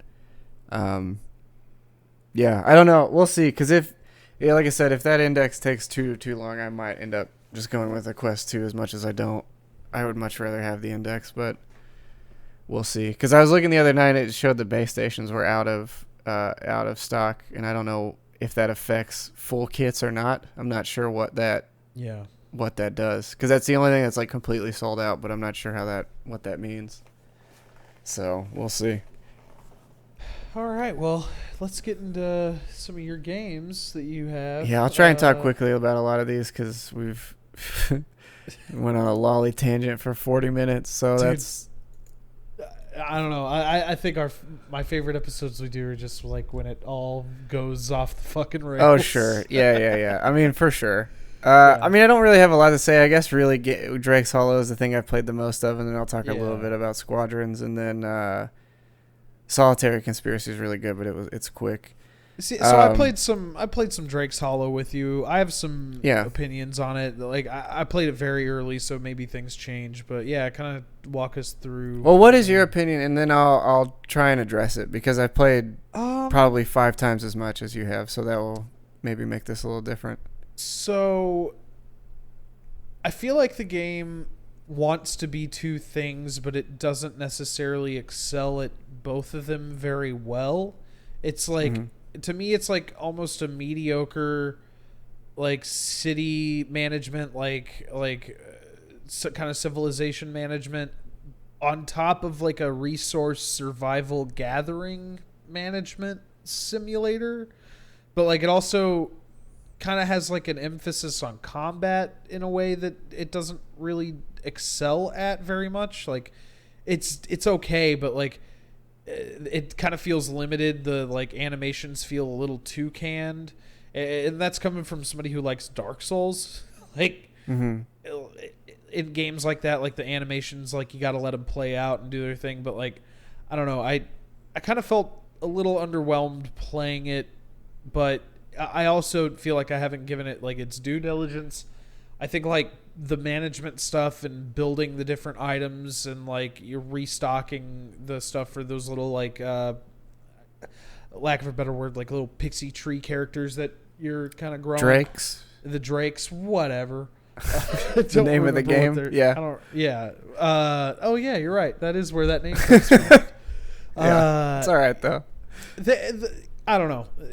to me, those two things kind of bug me the most. Is just like I don't feel like it necessarily does good at both of them. Also, a big problem I had with it. Oh yeah, it was like the camera, because like to me it's a little too close. But if you press the right stick in, it'll pull the camera out. But the minute you do any combat action or any action in the game, it zooms immediately back into this, and the camera only worsens when you go indoors. Like, let me see if I can skip a little bit forward, because they're probably. He's about to go in a house right now. Yeah. Yeah. So it gets way too close, and you also like don't have much like movement, like speed control on the stick. Like I was trying to move a little slower through the houses, but like you don't have a whole lot of control there. I don't know. I guess I will say that stuff like you're only in any of these environments for seconds, so it's not like a huge thing. Like there's never going to be like or at least that I've found in the 20 some odd hours I've been in it, there's not been any real like you go in, you see if there's a resource or not, and you come out. There's not like a store, you're not doing a lot in these houses. It's going to make a huge difference. Like I get what you're saying with the camera stuff. I agree. Like I think it should be a bit farther out. I will say though, like usually when I pull it out, and like you sprint and stuff, it stays that way. So you can kind of just like while you're moving around the world, have it that way, and then when you get to where like a combat or something, it just pulls itself back in. It really should just let you do that though, like set the distance. I mean I'm not saying it shouldn't. I mean it should let you rebind keys as well. That's the biggest issue I've had with it, is just like not being able to reposition keys, because I would much rather have like the dodge is like on the left control, which is weird. Like I think it's a weird dodge button. I haven't loved that. And yeah, like I mean, the management stuff I think gets more fun the more stuff you unlock, the better it kind of gets. Because now I'm on, what is it, the fall, I guess, and then I have winter, and then I'm done. But it gets better like the more stuff you have. And the combat becomes a little more nuanced and enjoyable once the creatures get a bit more difficult. I will say like the wolf thing is like always probably the most annoying to combat, because it's like it just moves way faster than you're ever going to. Yeah. So that one can be really frustrating. And the game would do well with a lock-on system of some kind. Like that would really help quite a bit. But I will say too, like I think it's more trying to get you to sort of use your ranged weapon more often. Like I've found once I started like utilizing the bow and the blunderbuss, like the combat got way better. Like it's something that you can at any point, like while you're fighting, just pull a gun out basically. But especially for like before you engage, like shooting a bow at one of the wolves or something made it a lot more easier to deal with. And then groups with the blunderbuss and all that stuff were way easier as well.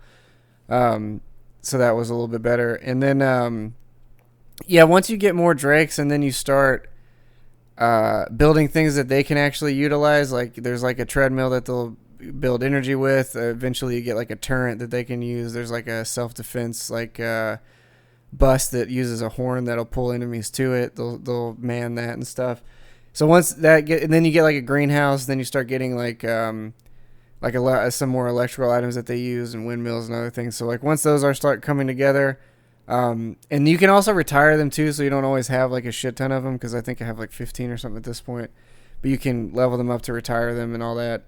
And I think the game does a pretty decent job of mitigating difficulty, because it is based on how quickly you level those up. The game gets harder, but you can sort of set yourself at a loss. But usually the weapons that you'll find will be tiered by color, and they'll get better as you do it, so it kind of trivializes or makes the combat feel like pretty balanced through most of it. They did add today, they added a sandbox mode, which is basically like an endless mode for the game, which seems like, which also, if you get to certain tiers of the endless mode, you get different outfits and stuff, so it seems like they're starting some idea of game as a service in some way, which is cool and way faster than I thought they were going to put any of that stuff out. So I'm interested to kind of go in and see what that looks like. Yeah. Yeah, it's like I said, it's not amazing, but like for around like 20-ish bucks, and then again free on Game Pass if you have it. I've really enjoyed it. I think the ley line stuff is fun. I will say it is for like it's for a very specific type of person though. Everyone's not going to enjoy this game by any means. And I mean, it's also. Go ahead. I played so Flame in the Flood was also like $5 on Switch, so I went ahead and picked it up and played like the first hour of that. And this game kind of seems like it has a lot of like ideas that they borrowed from like that one and like brought it over here. Well, what do you mean by that? I'm curious because again, having played a lot of that game as well, I'm interested to what do you mean? So like combat in a way, like some of the material stuff, the style definitely kind of feels a little bit like that. Not necessarily character design, but just like kind of the world in a way. I'm with you on that portion for sure. Yeah, the world design definitely feels reminiscent. Just it's the same kind of idea. You just don't have a raft in this one, and you're sort of going to each island. Whereas in that one, you have a raft, and you're kind of. I think going a lot of it is like that central, the like very basic central design of it too. Like I think what happened was they did Flame in the Flood, and then they were like, let's kind of try to like do like almost an open world style of that. Like in a way, like I think maybe it originated from that because like in that one it's way more survival oriented, in this one it's way more resource gathering oriented. And like I don't know. I would say that one is more resource and survival and has like no emphasis on combat really at all. Like the way that because eventually in that game you're gonna get to the point where you start finding boars and wolves and stuff. And you have to lay a specific trap for each type of creature or it will not. Like, you can kind of use a bow and arrow and stuff, but you generally won't be finding enough of any of those to actually do that. Like, it's like you'll put a wolf trap down and kind of find a way to guide it into it. Or same with, like, a boar or something like that, because the actual fighting won't pan out the way you want it to. And if you get hit by, like, a boar once, you have, like, a broken leg, and then that's going to be, like, 10 times the amount of resource and some other stuff like that. Whereas, like... This is like, it's different in that sense because like you only need to worry about the Drake's food, water, and entertainment. You don't have to care about anything about yourself either. It's like you're just sort of focused on making your town come together and their life. Like yourself is fine, and their management is way easier to deal with than I feel like management and stuff was in that game specifically. Yeah, and I think that might be like another underwhelming thing is that just like you have the waves that you fight, but like. Does it ever get, because a complaint I saw about this game is that like you, at some point in the game, you almost need to play with somebody because it can get too hectic if you're not like on it 100%. No. I've heard that complaint. I don't think so. So. No, I mean, no. I haven't had any, I mean, again, I'm 3 seasons in and I haven't, I think I've had them destroy 2 pieces of fence. As far as the raid portion goes. Yeah. And that's been totally fine. And then, like the in-world stuff, like there, I mean, the other thing too is if you die, you just walk back to your body. It's like the same as like World of Warcraft, or you can even res to your base if it's like too much, but you lose like durability on the weapons or something. I'm trying to see if it gets to the base in this video. Trying to show. But yeah, no, stuff. I haven't had any of those issues. Like the difficulty has been pretty mute. I think the only real issue has been like some of the islands will have like 30 some odd of these plants that you have to kill. And that's kind of boring because you're just kind of whacking a plant like 5 times, 30 times, you know? Yeah, but I mean, there's like enemies scattered between, but like clearing the islands can be a little cumbersome towards the end of each map because there's just so many. I mean, you get resources and stuff from them, so it's not a total waste, but that can get kind of boring. Oh yeah, this person hasn't even like begun. This is nothing. Cause mine I've got like 5 bunk beds set up, 2 greenhouses, like an arcade machine. I've got a hot tub for them. I've got 2 windmills, like a bunch of water connecting sources and stuff. Like it's starting to really become like a city, I guess, more or less. And that's when it starts to get like pretty enjoyable. And that's the thing about the endless mode is I'm excited to see is like how far can you really expand that? Like how wild can you make a city for this kind of thing?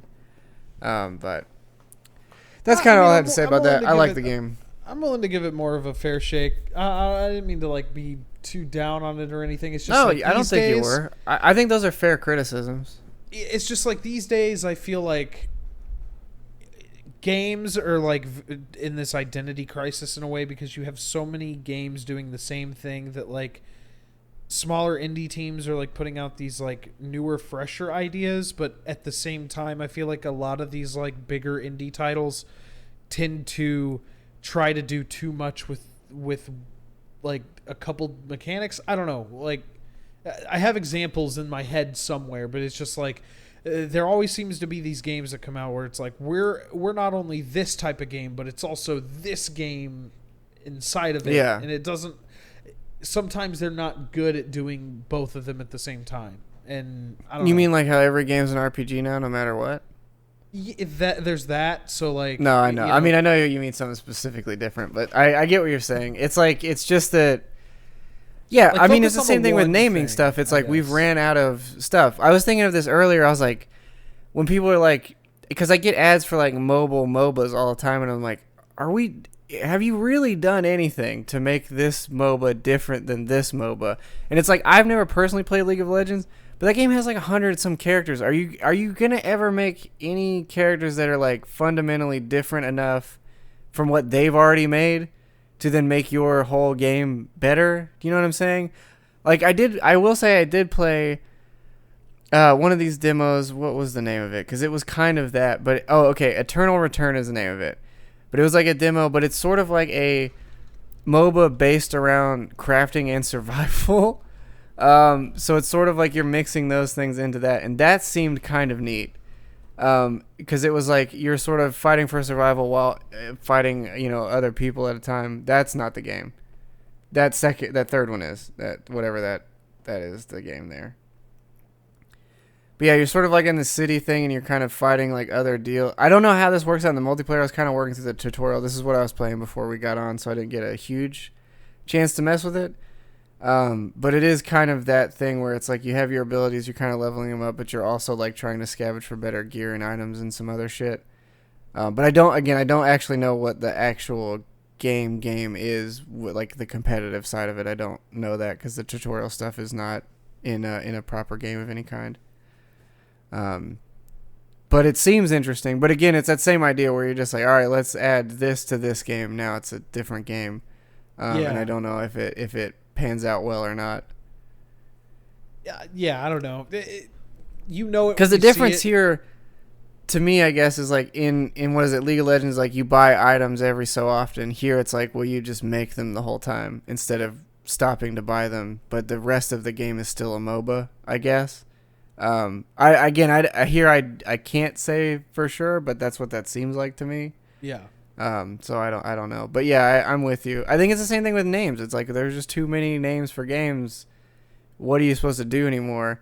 And I think honestly, a bigger problem, I guess, is that there's been so many fucking mobile games that like we've just ran the gambit on everything. It's like once a game comes out, then the mobile scene hits it, and then they wring it dry. And then we have to like reset and do something else. Or you get AAA games that are not AAA price that are kind of not great, but people seem to like because they're Star Wars, I guess. I don't know. Let's get into it. Let's just do it. Yeah, I'm not. I played a good. I will say I played less than 2 hours of this game, fundamentally so that I could return it because I was not enjoying it at all.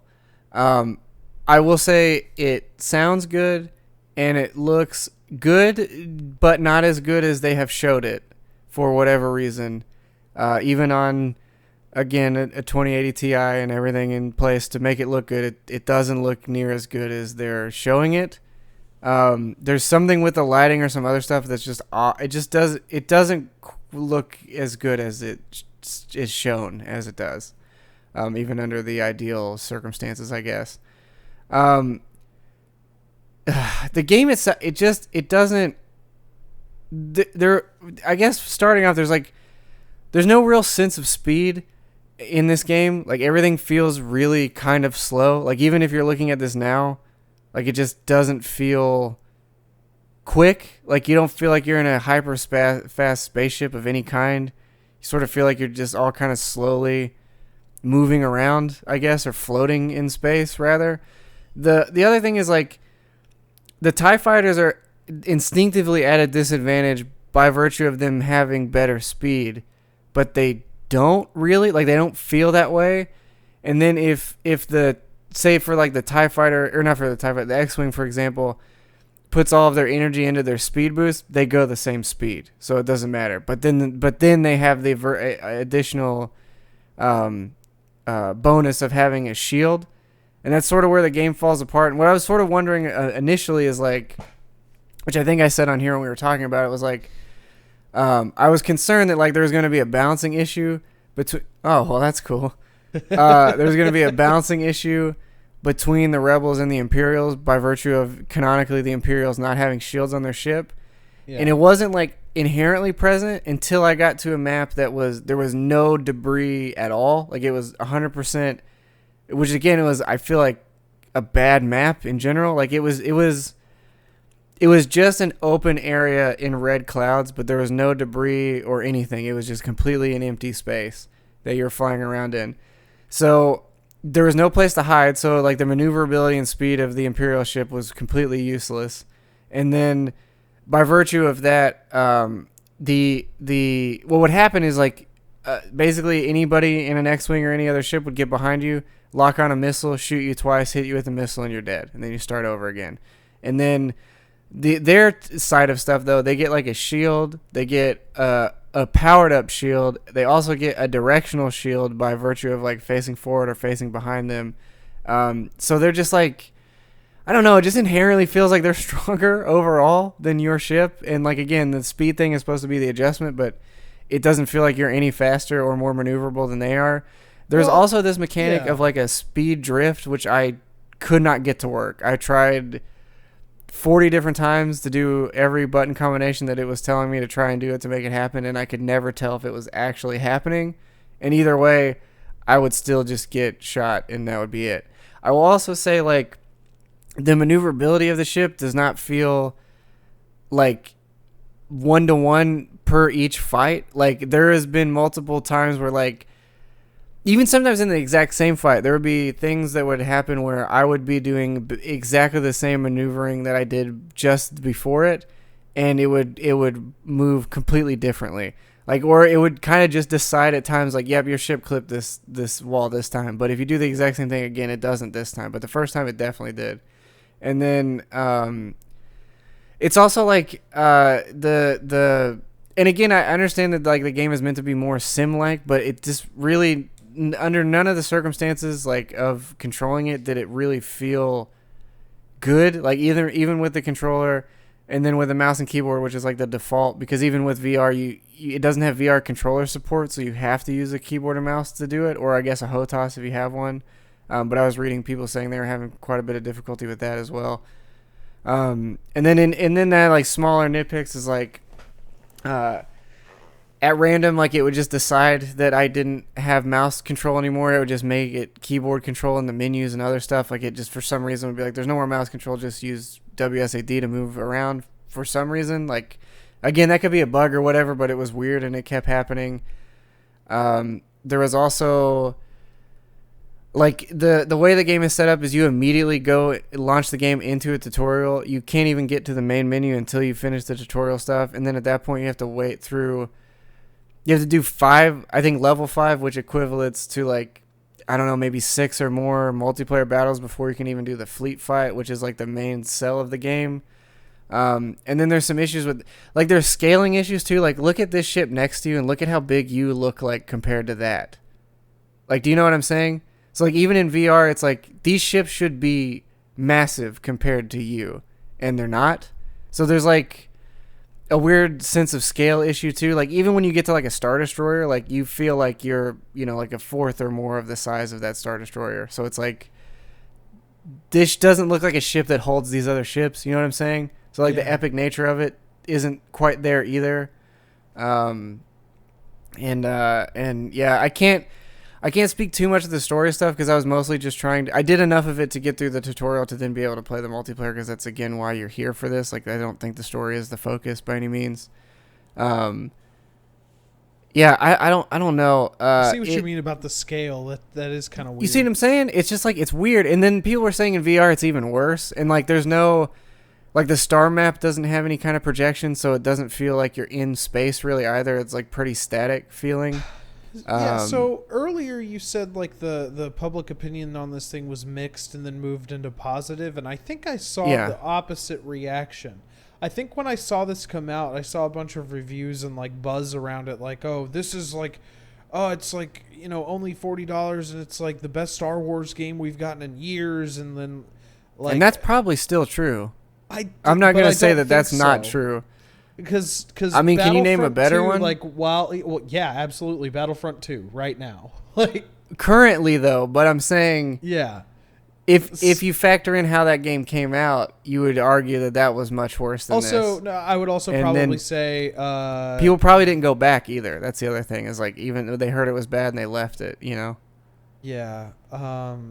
I don't know. I would probably also say that the latest like Respawn Star Wars game was like really good. Fallen Order. Dude. I like that game. That game looked really good, but I had so much fucking bugs in that game. It was unreal. And I played that like 2 months ago. It was not even like, I don't know. It when it launched, it was like recent. I didn't run into any of that stuff that I saw. I was falling through maps constantly. I was getting thrown off of buildings. Like, I was sinking into environment. Like, it was crazy. Like, I remember seeing all the stuff about it, and that's why I waited so long. I was like, oh, it's got to be patched by now. And not at all. Like, I was having issues where like I was clinging to like half parts of walls. Sometimes I would jump on a thing and I would cling to it the first time. If I jump on it again, I wouldn't. Like, it was all over the place. The only weird thing I had happen in that game was like it would checkpoint me at a point like right when I died, and like I had some of that too. Yeah, that was another one. I had to revert a save, but that was the only thing that ever happened to me, and I played that game to completion. I almost 100%. It sucked too, because honestly, like that initial story part, I was like, oh, I'm in. This is cool. Like, I'm totally here for this. And then it makes like I said, the more I got into it, I was like, oh, well, fuck. And then like it kind of, after that first segment, once you get to the first planet of your choosing, it completely fell apart. Like, everything started just like coming out of the woodwork of just like multiple bugs of different, like, it was insane. Like, I was bummed out because, like, again, I'm not a huge Star Wars fan or one at all really at this point. But that game looked really appealing. And then, when I got into it, it was awful. So for this budget title, do you recommend it at all? Like, do you think? Dude, okay. I having not played it in VR, but see, like, look at the scale of this. Like, you should be way bigger than this. Like, that ship should be way bigger than you. That's all I'm saying. It just seems like, I don't know, really tiny compared to what you are. Anyway, I don't know. Like, if it was on sale for $20, I bet you could find some fun here. I will say, though, by the time that happens, if people have stuck with this game, they're going to destroy you, and it's going to be a bad game. So, like, and I can't really speak to the single player. Okay, this is another thing, actually. This is another kind of balancing issue, right? And it's by virtue of sticking to the canon or whatever. Actually, there's two more things I'll say about that. So, if you look at this, another thing I read, and I don't know if this is true, I also couldn't find a way to do, I didn't look super hard, but I couldn't find a way to do it on the keyboard, is actually look around your cockpit, right? Like, I've seen it done, but I couldn't figure out how to do it. But I thought, oh, there must be playing in VR, but I was reading that in VR you can't move your head, like, it doesn't have track IR styling stuff like most would, which argues, why would you have this in VR if you can't look around your cockpit? You know what I mean? And again, I may be wrong about all this because I haven't played it that way. I personally couldn't find a button combination on the controller or the keyboard that would actually allow me to freely look or whatever.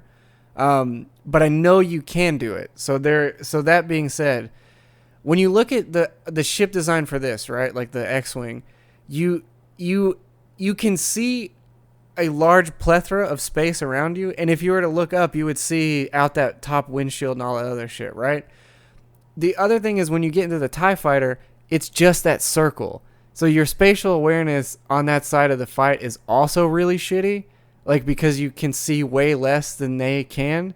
Yeah. Because like if you look at this screen, even you're only getting that center. Actually, if you go back to the beginning of this video where they were playing as a TIE fighter, just maybe go to that real quick just to see the difference because it is like pretty drastic. Yeah. Like, do you see how much less you see now than you did right before that? Yeah. Like you're in a cone here, whereas before you weren't. Like there's a good, I don't know, 2/3 of the screen you have here that you don't have. Yeah, I definitely see what you mean. Yeah, and so that's across the board, all the TIE fighters, with maybe the one. There's one other ship that I didn't play that is like a more elongated ship. It's like the support ship. I didn't get to play that one, but all three of the other ones, they all have that. So that's like another thing too. And then like the other issue I guess I have is with the customization stuff, right? It's like it's cool. The customization boils down to you get to pick a paint job and you can add a sticker, and it's like to the one spot on the wing or whatever. And granted, I get you're not really seeing your outside of this, like the actual component optimization. That's different. That stuff you can change around, and that's more. I'm just saying actual aesthetic customization, not the actual internal stuff, because that's the internal stuff seems pretty good. Obviously, I didn't have a ton of time to actually dive into that, but. Yeah, so the actual aesthetic customization, it's like you get a paint job, you get a sticker, whatever. It's like, just let us do weird shit with the thing. Like, we know what these things look like. Let us make it however we want instead of this, dumb shit. And then, based on what I was just saying with that, all the other customization stuff comes to adding little dongles and stuff in your cockpit. But again, and especially on the Imperial side, it just makes your vision even shittier. Like, it's like a big mask here. You have like another holographic thing at the bottom here, another dangle thing. So it's like all those things do is make you see even less than you already can, which there's no out of cockpit view. It's only cockpit view. So that's kind of bad. And then, I don't know. It's just like the whole experience seems like pretty hobbled together all around and doesn't feel like it was really meant for VR, or like they were trying to kind of hobble the VR in, so then it sort of took the other side of the game down. Like, I don't know, it seems really disjointed across the board. And like I said, this is the only part of Star Wars I like, is the ships and the sound, and that's there. But even still, that's not enough to really pull the game through, I don't think. Unless, again, you're like a huge fan of Star Wars and you just want to be in the cockpit of a thing. But even the other thing too is like the ships don't feel like they have any weight to them either. So it's like I get that you're in space or whatever, but I feel like there's no, I don't know, nothing feels like even when you're getting shot and about to die, it doesn't really feel like there's anything happening. Like, there's nothing that makes you feel really like you're piloting this thing. Yeah. I don't know. It just doesn't feel great. Like, maybe when it's cheaper, give it a run. But even at $40, I feel like it's just not quite what it should be. And I think you'll get it, be excited initially, put it down, and then not think about it for a long time. And I think you'll have wasted your money. And think of it as a good game when really you just didn't have the time in it, maybe. I guess is maybe my idea. It's a shame, because it seems like it would be cool. I might recommend Battlefront 2 when it's like $5, like it usually is. Oh, I mean, when EA comes to Game Pass, that's the first thing I'm downloading. Because I like Battlefield, and I like Star Wars ships and shit. But the Battlefront, I'll take a spin on Battlefront 2 with you, because that game now is miles better than it ever has been. So sure, I would play that game. I mean, I like the aesthetics of Star Wars. If it's just a shooting game, it's whatever. I'm fine with it. Do you kind of want to contrast that with D.r.o.n.e. real quick? I guess I could. Yeah, so D.r.o.n.e. is like a really, it was a Kickstarter game that's now available. It's like $30 normally, but they're having a big sale until I think also maybe the 13th. And I think it's on sale for like $4. But it is, I think if you go up, it might be that second one. Yeah, I think it is this. It's hard to say because the name is, it's this game. But yeah, so it's like sort of like you build your own drone and stuff where you can. They have preset ones that you sort of get and unlock and stuff. But like the combat in this game is so much snappier, and it's a multiplayer focused game as well. There's like a few stages of other stuff, but it's so fast, and like I was telling you, I think it feels a lot like Unreal Tournament in a drone instead. But it's a lot faster. There's a lot of health pickups and stuff. Like the maneuverability feels really good. You can kind of flip your ship at any time, or you can kind of like lightly hit your balancing stuff to sort of turn on your side or drift or turn straight through like small environments and stuff. Like it feels like a large scale battle on a very small scale environment and ship. Like it's rad though. Like for $4, like this game is incredible. I can't recommend it enough. It's super fun. I think while it's on sale, you should definitely grab it because it is going to get more expensive again when it goes off of sale. The creation stuff is pretty robust. I haven't messed with it too much because I don't quite understand all the systems, but there's like battery, fueling, balance, guns, heat dissipation, like a bunch of, like, it's really in depth for that stuff. So you can get into the nitty gritty of it if you really want to. There's also player created maps as well that they've added in there. There's some racing and other stuff like that. And then it's still in early access too, so they're obviously adding more and more stuff to it as well. And the Kickstarter itself did really well, so I think they've got a pretty good foundation and funding to keep going. This does a lot of fun. This game's great, man. I'm telling you. As far as, like, again, contrasting two flying games together, I played that first and then played this, and I was like, oh, my God. Like, obviously, this is more arcadey than a sim game, which the Star Wars, I think, is trying to manifest more of a sim game, but it doesn't quite land it either. Like, it's in trying to be in the middle, and I just don't think it does either side of that really well. Yeah. Whereas this is, like, I think this really knows what it wants to be, and it's making that happen. Like, I don't know. It's just, oh, that's another thing, too, is, like, there's options to build stuff with, like, tank treads, and, like, there's some kind of walking legs and stuff, so it seems like they're making other types of vehicles in this environment, just too, like eventually. Diddy Kong Racing, dude. Holy shit. Think about it. You're going to have a cart, you're going to have a hovercraft, you're going to have a plane. Do you get to race the elephant in this game? Holy shit. You get to fuck off in this game, actually, if you want to do that. You can easily fuck off. God damn, I can't wait. Yeah, I'm picking this one up. I'm picking this one up. Yeah, but really though, for like $4, it's fantastic. Like, it's a really cool game, and I'm excited to see what they do with it. Especially even just for like one of those game nights or whatever. If you had like, 5 or 6 friends in here just fucking around with this, it feels really good. At a LAN. That'd be really fun. Yeah, maybe I'll just buy a few copies of it and just gift it to Justin and Kent and them and see if they want to do it. Because I don't. Yeah. Let me double check how long the sale's going on for, so I don't misquote. Because I think it's till the 13th, but I could be wrong on that. Yeah, it's probably like it's back to $40 right now. Yeah, $4.79 until October 13th. Hell yeah, yeah! Totally worth it. This one up. That's cool. Yeah, it's totally good. Like I said, it's really solid for what's happening there, and I think it's a game that just needs more, like, buzz. Like, it just needs more people playing it because it's like, yeah, I think they put a lot of work into it. I think what's there is really good, and I just think more people need to see it. It's one of those games where it's like this could be a really, really solid deal if more people get into it. So yeah, that's primarily why I wanted to mention it. And if you can make a Star Destroyer and an X-Wing and all that other shit in there if you really want to. I've seen some people make some pretty close representations of that. Yeah. Yeah, I guess the only other game I really played is Solitaire Conspiracy. I'll mention that very quickly because it's not a super long game, but it is really good. So I was a huge fan of like Pocket Jockey. And I've been waiting for a long time to find another solitaire game that hit the fix that game hit. It's not quite as good as that because that's a whole nother. There's a whole system of breeding horses to race with and a bunch of other shit in Pocket Jockey that makes that game as amazing as it is. And Nintendo, please fucking make a sequel to that game for the Switch. Please. I love that game. I want another one. But the way this works is it's like, so you're playing solitaire sort of normally. It's like set up to where there's like there's your 4 center cards where you put your aces, and then all the other cards will be randomly put out into the side.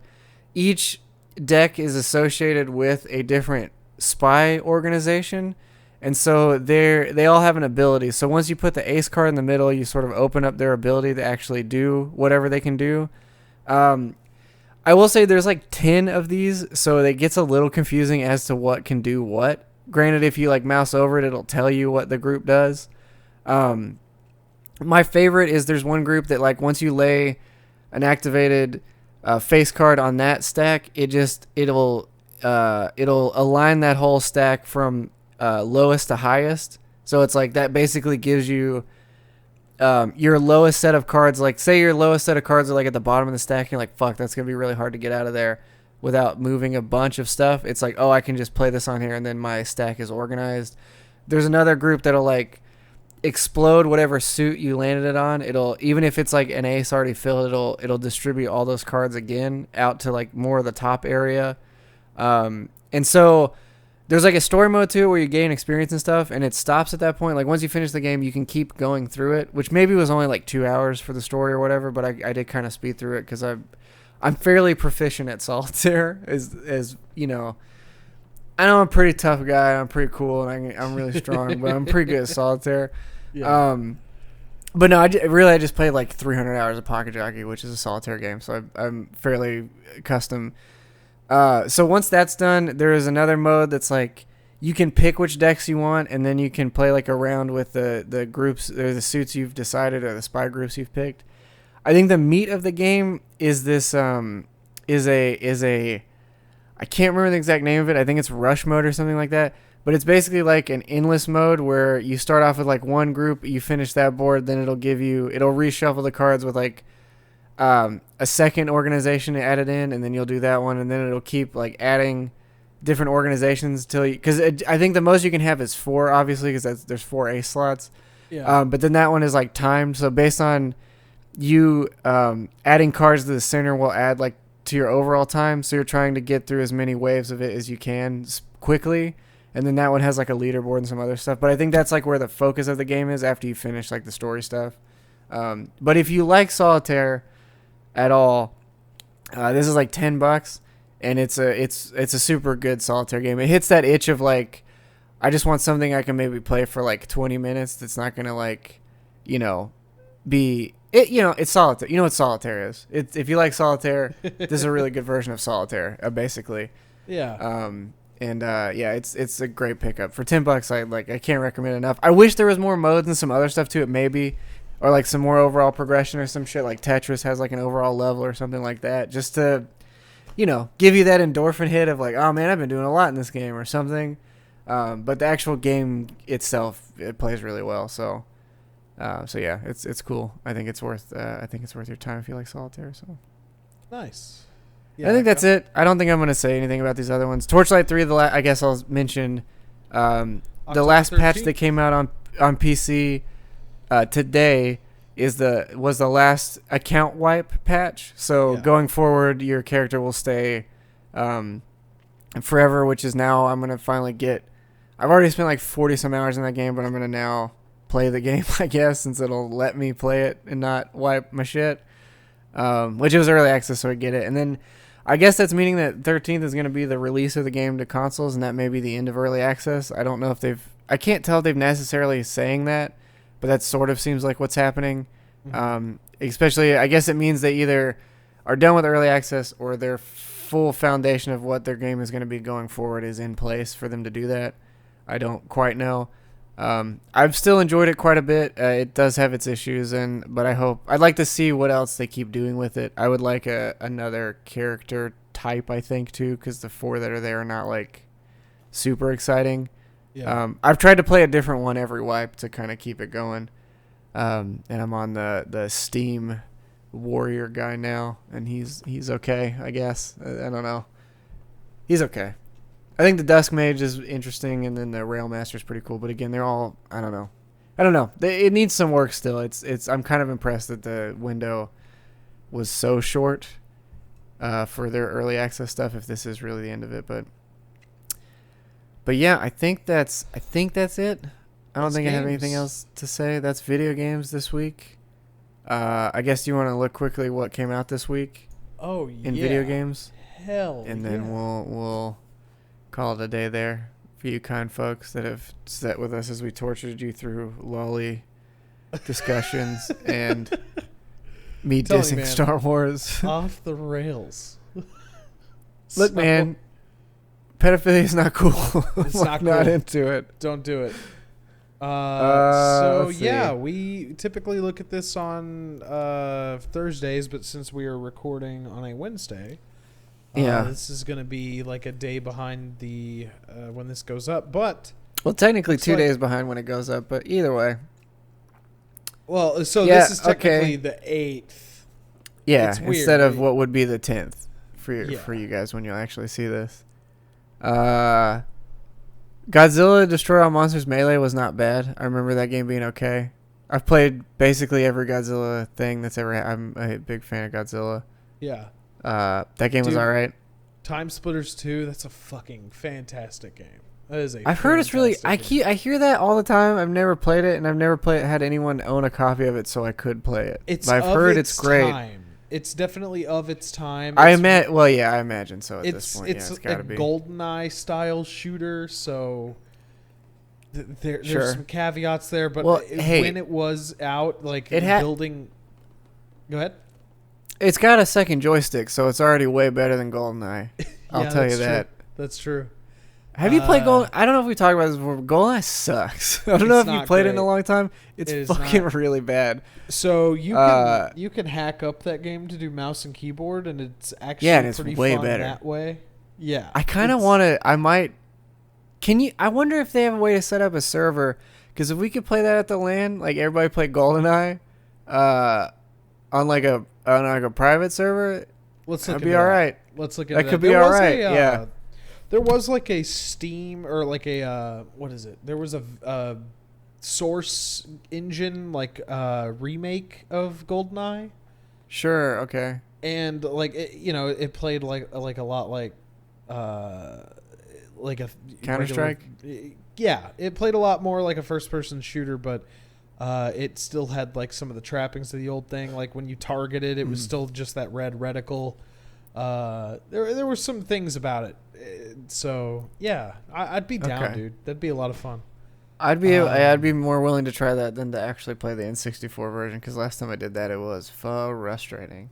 Blue Dragon. So that was a game that hasn't released. Like I'm talking the original 360 release. I'd like to play that. The original Blue Dragon. I remember always seeing the cover, but I never touched it. Yeah. Shin Megami Tensei is pretty rad. It's like Persona's other game series, or sort of what Persona came from, if I remember that right. Everybody loves soccer. Sure. Dishonored's fantastic. XCOM is pretty damn good. Disgaea is really good if you like those. I noticed how you started playing right 5 over Beyond Two Souls. I've never played. I don't know anything about it, so I can't comment. I know it's like a narrative game. Yeah, it's a David Cage emotions game. That's what that is. It where your emotions are QuickTime events, right? Isn't that their games? Yeah. Okay, I'm good. Exactly. I'm set. I don't need it. I'm sure it's fine. I just Ziplash. Damn, Monster Hunter Stories did come out 4 years ago. Fuck. Chippy Robo Ziplash is considered the worst of that series. I played the GameCube version not too long ago, like the original. It's a fun game, dude. Like I heard those are pretty decent, though. Yeah. I played one of them, but I don't remember what one. There was one on the DS that was pretty good too. Yeah. Very obscure games. That might have been the one I played. Actually, was the DS one. Yeah. Now that I think about it. I have actually played Asphalt 9. That's okay for as far as a racing game goes. Yeah. Indivisible is good. It's got its issues, but it's pretty good. You ever played War Selection? No, that sounds like... That sounds made up. It sounds like a Microsoft... that sounds like a Microsoft Office app. Well, no, that's like government. That's the game... That's the game in a movie. Like, that's not a real game. Like, our son's playing War Selection again. Yeah, what the fuck is it? They don't even know. GameFAQs is not even sure what this is. Well, it's got a 9 out of 10 on Steam. It's just Age of Empires.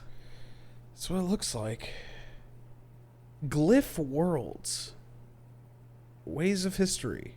War Selection. They've got some pretty cool namings of their games, and they like the same font, it seems like. It's a free-to-play game. That's all I needed to see. That's all I needed to see to know that that's not worth my time. Yeah, you got to look at the reviews, because it'll be like 10 stars and like, this game fucking sucks, because you can't trust anything anymore. Ukulele Impossible Lair is pretty good. I need to actually... I think I have the Steam version of that game now, so I need to actually play through it, because I was playing through the epic one that they gave you, and I need achievements, man. I like that game was $7 for the physical release at a GameStop. Like not brand new. They were running like it was like a deal. Like you could get that game for $7 physical. So I bought it. I never played it. It's good. It's like, I mean, it's better than it has any right to be. I think it's definitely better than Yooka-Laylee. Because that game's not great, I don't find. As a huge fan of Banjo-Kazooie and that stuff, it's like... they're basically trying to make another Banjo game without having the license. And, like... I mean, that's sort of their whole pitch. Like, it's not really like they were shy about that. No secret there. But it just... I don't know. It doesn't quite do a lot to innovate, and it kind of controls a little weird. I don't know. I didn't love it. And I have a Banjo-Kazooie tattoo. I really like Banjo-Kazooie, but that game was pretty disappointing. But Impossible Lair, it's basically like Yooka-Laylee Tropical Freeze, basically, I guess you would say. It's like that, the way that they did the Diddy Kong or Donkey Kong games. Oh, fuck you, dude. Put this away. No one needs this, and it didn't come out today. Well, I mean, just to kind of play us out, I guess. Another great game with goodbye. Another great game with Banjo-Kazooie. Yeah, dude, Diddy Kong Racing was a cool game. I agree with you. I agree with you, man. Does. About damn time. I think it was a fun game. I liked it better than Mario Kart 64. I thought it was more interesting than that game. But clearly it didn't have the sales, because where has it been? Well, dude, I'm just saying, like, Mario Kart 64 never got a remaster. This game at least had something resembling that. So. I don't think we'll ever get it, because I don't think it'll ever happen. Because it was like it's Rare owned, played with Nintendo properties. And now only Microsoft owns the one character. So it's never going to happen. Hey, man, Banjos and Smash. Weirder things have happened. That's all I'm saying. Yeah, I'd love them to just put them in the next Mario Kart if we get one. I'm sure we will get one. Dude, Diddy Kong isn't even in Mario Kart Deluxe. That automatically makes Diddy Kong Racing better than Mario Kart 8 Deluxe. That's all I'm saying. It doesn't. That's all I'm saying. It's because I don't know who owns actually Diddy Kong. I don't know if Rare owns him or not. No, Nintendo owns Diddy Kong 100%. Do they? Yeah, they own Diddy Kong 100%. Oh, I guess he was in Smash Brothers 2 though as well. I guess I didn't even think about that. Yeah. I was trying to think of like what other game has he been in, but Smash Brothers. Yeah. So never mind. Well, obviously Diddy Kong Racing for the Nintendo 64. Yeah, dude, I get it. Hey, did you play that sick 3DS one or that 2DS one or the DS one? Did you play that other one? All right, you guys can follow me. You guys can follow me anywhere on the internet at the Deadly Robot. Pretty much, you Google that, you'll find me. It's like the only name that exists for me. So, yeah. There you go. And if you're here, you found me already. So you don't look no further than this channel, because here it is. Thanks you can check my art out at Weakling Art if you want. Made a sick Ahigo moth the other day that someone thinks looks like one of my friends put it in their story and said this looks like Minda from Zelda, and I was like, shit, it really does. And it looks like a very horny Minda from Wolf's Awakening or whatever that Zelda game was. This time, Breath of the Wolf or whatever. Yeah. What is that game called? Why can't I think about it? Twilight Princess. What is it? Twilight. There we go. Okay. Yeah. Sure. That one. I didn't really play that one. I'd like to thank our sponsors, Donuts. It's that store in every town that just says donuts. I'd like to thank our sponsor, Whole Foods, for this dope cup of whatever that was. There were strawberries inside of it, and I believed whipped cream. Yeah. I would like to thank our sponsor, Pure, for making stevia sugar-free business. I love that it looks censored because of the blur. So you held it up. It is. It is, yeah. No, that's on purpose. I would like to thank L&M for their treatment of my lung and give me this beautiful voice to podcast with that constantly coughs and does a... Well, it's definitely the warm tones of your voice hit. Damn it! I wish I could remember any part of that Vin Diesel song to call us out on. Oh shit! What's the harm? When you walked in, you made me not want to do it, but I told you I would for you, baby. You said don't fight anyone. I never fight, but I would for you. That's the thing is like that's what we were talking about. Is just like songs where the person says a thing they'll never do, but they will for whoever you are. But then they do it. Baby, I would never stab a man, but if you ask me to, I would drop everything. Baby. Baby, I would never eat coleslaw, but if you ask me to, I would drop all my convictions. It's just... I could embarrass my tampons, but I'll buy them for you. I would become someone totally different if it meant I could fuck you. It's like basically all the songs are like, I would change every part of myself if I could see your boob, just one. It's like, got mommy issues and I need one. Be my baby. I love you. I would change every part of myself if it meant that I could see one tit. And maybe even just the end of the tit, just the nipple. Just, I want to see the nipple. It's me, Vin Diesel. I want to see the nipple. Give me that nipple. Give me that nipple. Dude, I can't. Yeah. It sounds he's right here. That was essentially the song that came out. Well, he sounds kind of like Sylvester Stallone. But if the song sounds like if Sylvester Stallone was in Imagine Dragons. That's what you get. Feel like I do anything for you if I could.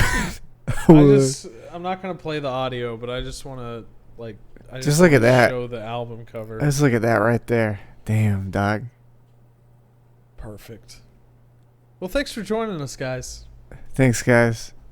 I feel like I do about you. I would do anything. Oh, you know what it was? Like, hold on. What is that one song? Oh yeah. It's like I would do anything for love, but I won't put my dick inside of a cheese grater and put it on a sandwich and eat it myself, but I won't do that. And you're like, what was that part that you said in the middle of that song? What was that? But I won't cut my dick on a trash can lid, and I won't do that. And you're like, whoa, hold on, man. Wait a second. What? Let's back up. That's between the lines. I won't put a hot iron on my t-shirt and rub my dick in it. You're like, whoa, what? Anyway, that's probably going to get cut out because that's a special joke for my friends back home. Or maybe I'll leave it in. I don't know. See you guys later. Goodbye. Bye.